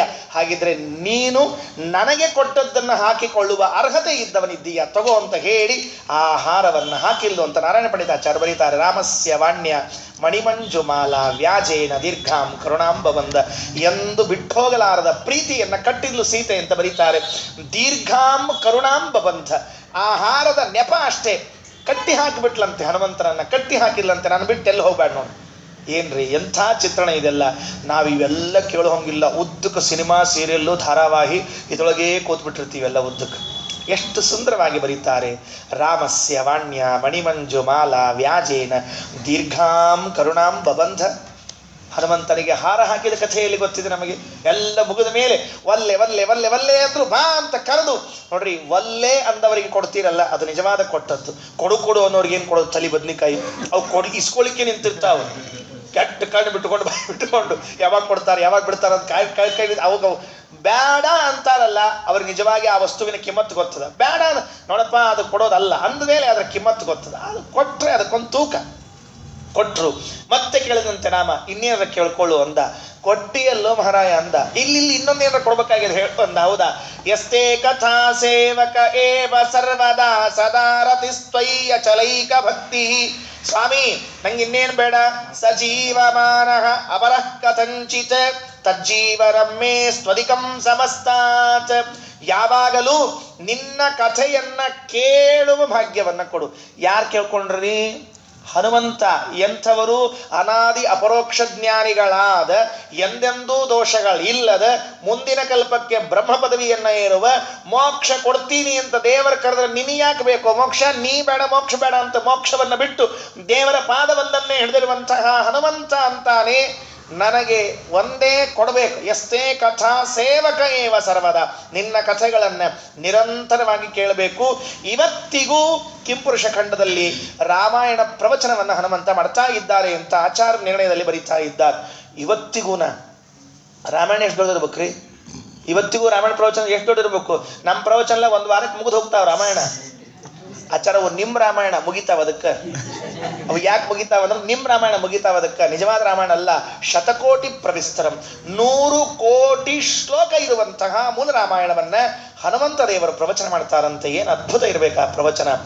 ನಾವು ನಮ್ಮ ಆತ್ಮೀಯರಾದವರ ಬಾಯಲ್ಲಿ ಕೇಳಿದರೆ, ನಮಗೆ ಬೇಕಾದವರು ಯಾರೋ ಒಬ್ಬ ಶ್ರೇಷ್ಠರು ಅನ್ನೋವರ ಬಾಯಲ್ಲಿ ಕೇಳಿದರೆ, ಸ್ವಾಮಿಗಳ ಬಾಯಲ್ಲಿ ಕೇಳಿದರೆ, ವಿದ್ವಾಂಸರ ಬಾಯಲ್ಲಿ ಕೇಳಿದ್ರೆ ಆನಂದ ಆಗ್ತದೆ. ರಾಮಾಯಣವನ್ನು ಕೇಳ್ತಾ ಇದ್ರೆ ಹನುಮಂತ ಸಾಕ್ಷಾತ್ತಾಗಿ ಕುಳಿತು ಶಿಷ್ಯರನ್ನೆಲ್ಲ ಕೂಡಿಸಿ ರಾಮಾಯಣದ ಪ್ರವಚನವನ್ನು ಮಾಡ್ತಾ ಇದ್ದಾರೆ. ತಾವು ಕಣ್ಣಾರೆ ಕಂಡವರು, ರಾಮಾಯಣದ ಒಂದು ಕ್ಯಾರೆಕ್ಟರ್ ಪಾತ್ರ ಆಗಿ ಇದ್ದು ಪ್ರವಚನವನ್ನು ಮಾಡ್ತಾರೆ ಅಂದ್ರೆ ಏನು ಆಶ್ಚರ್ಯ. ಎಷ್ಟೇ ಕಥಾ ಸೇವಕ ಏವ ಸರ್ವದಾ ಸದಾ ರತಿಹಿ ತ್ವಯಿ ಅಚಲೈಕ ಭಕ್ತಿ ಜೀವನಮ್ಮೆ ಅಸ್ತ್ವಧಿಕಂ ಸಮಸ್ತಾತ್. ನನಗೆ ಅಂತಹ ಜೀವನ ಬೇಕು. ನಾವು ಕೇಳ್ಕೋತೀವಲ್ಲ, ಎಲ್ಲ ಗದ್ದಲ ಮುಗಿಸಿ ರಿಟೈರ್ಮೆಂಟ್ ಹೊತ್ತಿಗೆ ಈ ಜ್ಞಾನೋದಯ ಆಗಿರ್ತದೆ ನಮಗೆ. ರಿಟೈರ್ಡ್ ತನಕ ಅದು ಒದ್ದಾಡ್ತಿರ್ತೀವಿ. ರಿಟೈರ್ಮೆಂಟ್ ಆಗೋ ಹೊತ್ತಿಗೆ ಏನು ಬೇಡ, ನಮ್ಮ ಮಕ್ಕಳು ನೌಕರಿ ಹತ್ಯಾವ, ನಮ್ಮ ಹುಡುಗಿಗೆ ಮದುವೆ ಆಗ್ಯದ, ನಮ್ದೇನಿಲ್ಲ, ಇನ್ನು ಒಟ್ಟಿಗೆ ಬ್ಯಾಂಕ್ ಬ್ಯಾಲೆನ್ಸ್ ಅದ, ದೇವ್ರು ಕೊಟ್ಟಾನ, ಸುಮ್ಮನೆ ಎಲ್ಲೋ ಒಂದು ಕಡೆ ಹೋಗಿ ತಣ್ಣಗೆ ರಾಮಕೃಷ್ಣ ಶ್ರವಣ ಮಾಡೋಣ, ಈ ಜೀವನ ಇರಲಿ ಅಂತ ರಿಟೈರ್ಡ್ ಆದ್ಮೇಲೆ ಕೇಳ್ಕೋತೀವಲ್ಲ, ಅವರು ಟೈರ್ಡ್ ಆಗೋಕ್ಕಿಂತ ಮೊದಲೇ ಕೇಳ್ಕೊಂಡಿದ್ರು ಹನುಮಂತ ದೇವರು. ಯಾವಾಗ ಇದು ನಿರಂತರವಾಗಿ ನಡೀತಾ ಇರಲಿ ಅಂತ. ಸ್ಪೃಹಯತೀಂ ಮಹತೀಂ ಭಕ್ತಿಂ ಅಧ್ಯಾಪಿ ರಾಮೆ, ಇವತ್ತು ಭಕ್ತಿಯನ್ನು ಕೇಳ್ತಾರೆ. ಅಂತಹ ಅದ್ಭುತರಾದ ಹನುಮಂತ ದೇವರ ಚರಿತ್ರೆ ಅಂತ ತಿಳಿಸಿಕೊಡ್ತಾರೆ. ಮತ್ತೇನು, ನಿರ್ದಹನ್ ದೇಹ ಭಾಜಾನ್ ಅಂಹೋ ಮೋಹಾಪಹೋಯ. ಪಂಡಿತಾಚಾರ್ಯ ಅಂತಾರೆ, ಸ್ವಾಮಿ ನಮ್ಮಲ್ಲಿ ಅಹಂಕಾರ ಮಮಕಾರಗಳು ಮೋಹಗಳು ಅಡ್ಡ ಬಂದಿವೆ, ಅದನ್ನು ಸುಡಬೇಕು. ಒಂದೇ ಒಂದು ಅದನ್ನು ಕೇಳು. ಕುಂತಿ ಕೃಷ್ಣ ಬಂದಾಗ ನಿಂತು ಕೇಳ್ತಾಳೆ, ಕೃಷ್ಣ ಹೊಂಟ್ಬಿಟ್ಯಾ? ಅಲ್ಲಮ್ಮ, ನನ್ನ ಕೆಲಸ ಮುಗಿಯಿತು, ನಿನ್ನ ಮಕ್ಕಳು ರಾಜ್ಯ ಕೊಡಿಸಾಯಿತು, ಎಲ್ಲ ಆಯಿತು, ಹೊಂಟುಬಿಟ್ಟೆ. ಆ ಉತ್ತರ ಗರ್ಭದ ಮೇಲೆ ಬ್ರಹ್ಮಾಸ್ತ್ರ ಬಂದಿತ್ತು, ಅದನ್ನು ರಕ್ಷಣೆ ಮಾಡೀನಿ, ಹೊಂಟುಬಿಟ್ಟಿನಿ. ಅಲ್ಲೋ ಇನ್ನೊಂದು ಕೆಲಸ ಅದ. ಏನು? ಏನಿಲ್ಲ, ನನಗೆ ಒಂದು ಅಡ್ಡ ಆಗ್ಯದ, ಅದನ್ನು ಪರಿಹಾರ ಮಾಡಿ ಹೋಗೋನು. ನಿನಗೇನು ಅಡ್ಡ ಆಗ್ಯದ ಹೇಳು? ಏನಿಲ್ಲ, ನನ್ನ ಮಕ್ಕಳ ಮೇಲೆ ಕೆಟ್ಟ ವ್ಯಾಮೋಹ ಬೆಳ್ಕೊಂಡದ, ಮಮಕಾರ ಬೆಳ್ಕೊಂಡ್ಬಿಟ್ಟದ. ನನ್ನ ಮಕ್ಕಳು ಅಂತ. ದಯವಿಟ್ಟು ಅದನ್ನೊಂದು ಕತ್ತರಿಸಿ ಹೋಗ್ಬಿಡಪ್ಪ. ಕೃಷ್ಣಂತನ ತಲಿಗಿಲಿ ನೆಟ್ಟಗದನ, ಅಜ್ಜಿ ಎಲ್ಲರ ವಯಸ್ಸಾಗಿ ಮಾತಾಡ್ಲಿಗತ್ತಿ, ನೀ ಎಲ್ಲರ ಅಂದ. ಏನಂತ ಕೇಳಿದ್ಲು, ನಿನ್ನ ಮಕ್ಕಳ ಮೇಲೆ ಮಮಕಾರ ಮೋಹಕಾರ ಹೋದ್ರೆ ನಿನ್ನ ಮೋಕ್ಷದ ಗತಿ ಏನು ಅಂತ ಕೇಳಿದ್ರು. ನೋಡಿ, ಕೃಷ್ಣ ಚಮಾಷೆ ಮಾಡ್ತಾನೆ, ಚಾಷ್ಟೆ ಮಾಡ್ತಾನೆ, ನಿನ್ನ ಮೋಕ್ಷದ ಗತಿ ಏನು? ಕೃಷ್ಣ ತಡಿ, ನಾನು ಸ್ವಲ್ಪ ಕೂದಲು ಬೆಳಗಾಗ್ಯಾವಲ್ಲ, ಅಷ್ಟ ಅನುಭವ ಆಗ್ಯದ ನನಗಂದು. ನನಗೆ ಅವರ ಮೇಲೆ ಮಕ್ಕಳ ವ್ಯಾಮೋಹ ಹೋಗಲಿ, ವಿಷ್ಣು ಭಕ್ತರೆಂಬ ಪ್ರೀತಿ ಬೆಳೀಲಿ ಅಂತ ಕೇಳಿಕೊಂಡ್ಲಂತೆ. ಪಾಂಡವರ ಮೇಲೆ ವೈಷ್ಣವರ ಎಂಬ ಪ್ರೀತಿ ಬೆಳೀಲಿ, ಮಕ್ಕಳೆಂಬ ಮೋಹ ಹೋಗಲಿ ಅಂತ ಕೇಳಿಕೊಂಡ್ಲಂತೆ. ಅಂಹೋ ಮೋಹಾಪಹೋಯ, ನಮಗೆಲ್ಲ ಇರುವ ಅಹಂಕಾರ ಮಮಕಾರಗಳು ಹೋಗಲಿ ಅಂತ ವಾಯುದೇವರಲ್ಲಿ ಕೇಳಿಕೊಳ್ತಾರೆ. ಇದಾದ ಮೇಲೆ ಮುಂದೆ ಆ ಸಂಜೀವಿನಿಯನ್ನ ತಂದ ಮಾತನ್ನು ಹೇಳ್ತಾರೆ. ಇದೊಂದು ಹೇಳಿ ನಿಲ್ಲಿಸ್ತೇನೆ, ಮತ್ತೆ ನಾಳೆ ನೋಡೋಣವಂತೆ. ಪ್ರಾಕ್ ಪಂಚಾಶತ್ ಸಹಸ್ರೈಃ ವ್ಯವಹಿತಮಮಿತಂ ಯೋಜನೈ ಪರ್ವತಂ ತ್ವಂ ಯಾವತ್ ಸಂಜೀವನಾದ್ಯೌಷಧನಿಧಿಮಧಿಕ ಪ್ರಾಣಲಂಕಾಮನೈಷೀಃ ಅದ್ರಾಕ್ಷೀರುತ್ಪತಂತಂ ತತವುತ ಗಿರಿಮುತ್ಪಾಟಯಂತಂ ಗೃಹೀತ್ವಾ ಯಾಂತಂ ಖೇ ರಾಘವಾಂಗ್ರೌ ಪ್ರಣತಮಪಿ ತದೈಕಕ್ಷಣೇ ತ್ವಾಂ ಹಿ ಲೋಕಃ. ಕಥೆ ಗೊತ್ತದ, ಪಂಡಿತಾಚಾರ್ಯ ಕಥೆಯನ್ನೇ ಹೆಚ್ಚು ಹೇಳೋದಿಲ್ಲ. ಲಂಕಾದಿಂದ ಗಂಧಮಾದರಕ್ಕೆ ಹೋದ್ರಂತೆ. 50 ಸಹಸ್ರೈಹಿ 50,000 ಯೋಜನ ದೂರ ಇರುವಂತಹ ಸಂಜೀವಿನಿ ಔಷಧಿಗಳಿಂದ ಕೂಡಿದ ಪರ್ವತ ಗಂಧಮಾದನ ಪರ್ವತ. ಸ್ವಲ್ಪ ಕಲ್ಪನಾ ತಪ್ಪಾಗ್ಯದ ನಮ್ಮಲ್ಲಿ. ಅವು ಹಣಪ್ಪನ ಕೈಯಾಗ ಗುಡ್ಡದ ನೋಡ್ರಿ, ಅದಕ್ಕೆ ಸಂಜೀವಿನಿ ಪರ್ವತ ಅಂತ ಎಲ್ಲರ ಹೆಸರು ಮಾಡಿಬಿಟ್ಟಾರೆ. ಅದರ ಹೆಸರು ಗಂಧಮಾದನ. ಅದರ ಒಳಗೇನು ಔಷಧಿಗಳಿದ್ವಲ್ಲ ಅದು ಸಂಜೀವಿನಿ. ಇದರ ಬಗ್ಗೆ ಮತ್ತೆ ವಿಶೇಷ ವಿಷಯವನ್ನು ನಾಳೆ ಹೇಳ್ತೀನಿ. ಆ ಗಿರಿಯನ್ನ ಎತ್ತಿದ್ರಂತೆ. 50,000 ಯೋಜನೆ, ನೆನಪಿಟ್ಟುಕೊಳ್ರಿ. 50,000 ಯೋಜನಕ್ಕೆ ದೂರ ಲಂಕಾ ಇಲ್ಲದ ಮೇರು ಪರ್ವತದ ಸಂದರ್ಭ ಹತ್ತಿರದಲ್ಲಿ ಗಂಧಮಾದನ ಇದೆ. ಇಲ್ಲಿಂದ ಅಲ್ಲಿಗೆ ಹೋದ್ರು. ಅಲ್ಲಿಗೆ ಹೋಗಿ ಔಷಧವನ್ನು ನೋಡಿದ್ರು. ಆ ಔಷಧಿ ಏನು ಮಾಡ್ಬೇಕು ಗೊತ್ತೇನ್ರಿ? ಔಷಧಿಗಳಿಗೆಲ್ಲ ಬುದ್ಧಿ ಇತ್ತಂತ, ಔಷಧಿಗಳೆಲ್ಲ ಅವು ಜೀವ ಇದ್ದದ್ದು. ಯಾರ್ಯಾರ ಕೈಯಾಗೋ ಸಿಗೋದು ಬೇಡ ಅಂಥೇಳಿ ಅಡ್ಕೊಂಡು ಕೂತ್ಕೊಂಡ್ವಂತ. ಈ ಮುಟ್ಟಿದ್ರ ಮನೆ ಗಿಡ ಇರ್ತಿದ್ ನೋಡ್ರಿ, ಹಂಗೆ ಅಡ್ಕೊಂಡು ಕೂತ್ಕೊಂಡು. ಹಣಮಪ್ಪಂದ ಅಲ್ಲ, ಇವನ ರಾಮನ ಸೇವಾ ಮಾಡ್ಬೇಕು ಅಂತ ಬಂದ್ರೆ ಅಡ್ಕೊಂಡು ಕೊಡ್ತೀರ ನೀವು? ಮಾಡ್ತೀನಿ ತಡಿ ಅಂದ. ಬುಡಕ್ಕ ಕೈ ಹಾಕಿಬಿಟ್ಟ. ನಿಮ್ಮನ್ನು ಕಿತ್ಕೊಂಡು ಎರಡ ಹಿಡ್ಕೊಂಡು ಕೆಲವು ಹೇಳ್ತಾರೆ ಪ್ಯಾಟಿಗೆ ಹೊಂಟಿರ್ಲೋ ಒಂಚೂರು ಕರಿಬೇವು ಕೊತ್ತಂಬರಿ ತಗೊಂಬರ್ರಿ ಅಂತ ಹೇಳ್ತಾರೆ. ನಮ್ಮಲ್ಲಿ ಹೇಳ್ತೀವಿ ಇಟ್ಟು ಬುದ್ಧಿವಂತರ್ರಿ, ಕರಿಬೇವು ಕೊತ್ತಂಬರಿ ಈ ಎರಡು ಸೂಡು ಹಿಡ್ಕೊಂಡ್ ಬಂದಿರ್ತಾವ್ರಿ. ಹಿಂಗೆ ಅವು ಒಂದು ಇದ್ರದ್ದು ಒಂದು ಕರಿಬೇವಿನ ಕಡ್ಡಿ ಒಂದು, ಕೊತ್ತಂಬರಿ ಕಡ್ಡಿ ಒಂದು, ಮುಗಿದು ಹೋದ ಕೆಲಸ. ಇಷ್ಟು ಎತ್ತಿಬಿಡೋಣ. ಎತ್ತಿಬಿಟ್ರು, ಆ ಗಿರಿಯನ್ನೇ ಎತ್ತಿಬಿಟ್ರು, ವಿಚಾರವೇ ಮಾಡಲಿಲ್ಲ. ಎತ್ತಿ 50,000 ರಿಟರ್ನ್ ಅಂದ್ರೆ 50,000 ಹೋಗ್ಲಿಕ್ಕೆ 50,000 ಬರ್ಲಿಕ್ಕೆ 1,00,000, 1,00,000 ಕಿಲೋಮೀಟರ್ ಹೋಗಿ ತಗೊಂಡು ಬಂದು ಹಿಂಗೆ ತಗೊಂಡು ಬಂದು ಇಟ್ರು. ಇಡೋದಂದ್ರೆ ಏನಾದ್ರು ತಂದ್ರು, ಇವೇನು ಸತ್ತಿದ್ದು ಕಪಿಗಳೆಲ್ಲ ಬಿದ್ದಿದ್ದೆಲ್ಲ ದುಬ್ಬು ದುಬ್ಬು ಎದ್ಬಿಟ್ರು, ಮುಗಿದು ಹೋತು. ಇಷ್ಟಕ್ಕೆ ಪಂಡಿತಾಚಾರ್ಯ ಅಂತಾರೆ, ಇಷ್ಟು ಹೋಗಿ ಬರ್ಲಿಕ್ಕೆ ಎಷ್ಟೊತ್ತು ಹಿಡಿತು ನಿನಗೆ ಅಂತ ಕೇಳಿದ್ರು. ಏಕಕ್ಷಣೇ ತ್ವಾಂಹಿ ಲೋಕ, ಒಂದೇ ಒಂದು ಕ್ಷಣ ಅಂತ. ಯಾವ ವೇಗ ರೀ ಇದೆಯಲ್ಲಾದರೂ, ಅರ್ಥವೇ ಆಗಲಾರದ ವೇಗ. ಏಕಕ್ಷಣೇ ತ್ವಾಂಹಿ ಲೋಕ, ಇಷ್ಟೆಲ್ಲ ಮಾಡಿ ಬರಲಿಕ್ಕೆ ಒಂದು ಕ್ಷಣ ಸಾಕು. ಮನೋಜವಂ ಮಾರುತ ತುಲ್ಯ ವೇಗಂ ಜಿತೇಂದ್ರಿಯಂ ಬುದ್ಧಿಮತಾಂ ವರಿಷ್ಠಂ. ಎಂತಹ ಮನೋವೇಗ ಅದು! ಆ ವೇಗವನ್ನು ಎಲ್ಲಿ ಕಾಣಲಿಕ್ಕೆ ಸಾಧ್ಯ ಇದೆ? ಮಹಾಭಾರತದಲ್ಲಿ ಒಂದು ಪ್ರಸಂಗ ಬರ್ತದೆ. ಗುರುಕುಲದಲ್ಲಿ ಅಭ್ಯಾಸ ಮುಗಿಸಿದ್ದಾರೆ ವಿದ್ಯಾರ್ಥಿಗಳು, ಪರೀಕ್ಷೆ ಮಾಡಬೇಕು ಅಂದರು. ಎಲ್ಲರನ್ನು ಕರೆದ್ರು. ಗಿಡದಾಗ ಒಂದು ಪಕ್ಷಿ ಇಟ್ಟಿದ್ರಿ, ಗೊತ್ತ ನಮ್ಮ ಕಥೆ. ಗಿಡದಾಗ ಒಂದು ಪಕ್ಷಿ ಇಟ್ಟಿದ್ರೆ ಅದು ಡೂಪ್ಲಿಕೇಟ್ ಪಕ್ಷಿ, ಅದು ಹಸಿರು ಬಣ್ಣದ ಪಕ್ಷಿ ಇಟ್ಟಿದ್ರು. ದುರ್ಯೋಧನಕ್ಕೆ ಕರೆದ್ರಂತ. ದುರ್ಯೋಧನ ಏನು ಕಾಣ್ತದ ಅಂತ ಕೇಳಿದ್ರು. ದುರ್ಯೋಧನಿಗೆ ಏನೂ ಕಾಣಿಸ್ತಿಲ್ರಿ, ಏನೂ ಕಾಣಿಸ್ತಿಲ್ಲ ಅವಂಗ. ಅಂದ. ಹೊಳ್ಳಿ ಬಾ ಅಂದ್ರು. ದುಶ್ಯಾಸನ ಬಂದ, ನಾವು ಶಾಣೆ ಇದ್ದರಿ, ಅಣ್ಣಕ್ಕಿಂತ ಒಂಚೂರು ಶಾಣೆ ಇದ್ದ. ಗುರುಗಳ ಕಾಣಿಸ್ತದ ಅಂದ. ಗೊತ್ತಪ್ಪ ನಿನಗೇನು ಕಾಣಿಸ್ತದ ಬಾ ಅಂತೇಳಿ ಅವ್ನು ಕರೆದ್ರು. ಆಮೇಲೆ ಮತ್ತೊಬ್ಬ ಬಂದ, ಧರ್ಮರಾಜ ಬಂದ. ಇಲ್ಲ, ಗಿಳಿ ಕಾಣಿಸ್ತಿಕತ್ತದ, ಎಲ್ಲಿ ಬಿಡ್ಬೇಕು ಹೇಳ್ರಿ, ಬಿಡ್ತೀರಿ ಅಂದ. ಉಪಯೋಗ ಇಲ್ಲ ಬಾ ಅಂದರು. ಅಷ್ಟೊತ್ತಿಗೆ ಭೀಮ ಹೋದ. ಭೀಮ ನಿಂತ ದ್ರೋಣಾಚಾರ್ಯರು ಪ್ರಶ್ನೆ ಕೇಳಬೇಕು. ಭೀಮ ನಿನಗೆ ಈ ಸೆಂಟೆನ್ಸ್ ನೆನಪಿಟ್ಕೊಳ್ರಿ. ಭೀಮ ನಿನಗೆ ಏನು ಕಾಣಿಸುತ್ತಿದೆ ಅಂದ್ರು. ಅಷ್ಟೊತ್ತಿಗೆ ಬಾಣ ಬಿಟ್ಬಿಟ್ಟಿದ್ದ ಭೀಮ.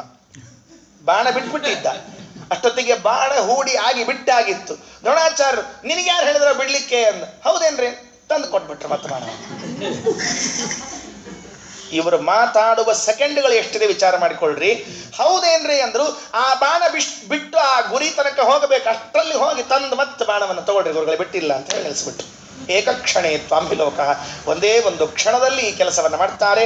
ಪ್ರಾಕ್ 50,000 ಯೋಜನೈ ಪರ್ವತಂ ತ್ವಂ ಯಾವತ್ ಸಂಜೀವನಾದ್ಯೌಷಧನಿಧಿಮಧಿಕ ಪ್ರಾಣಲಂಕಾಮನೈಷೀ ಅದ್ರಾಕ್ಷೀದುತ್ಪತಂತಂ ತತಬುತಗಿರಿಮುತ್ಪಾಟಯಂತಂ ಗೃಹೀತ್ವಾ ಯಾಂತಂ ಖೇ ರಾಘವಾಂಗ್ರೌ ಪ್ರಣತಮಪಿ ತದೈಕಕ್ಷಣೇ ತ್ವಾಂಹಿ ಲೋಕಃ.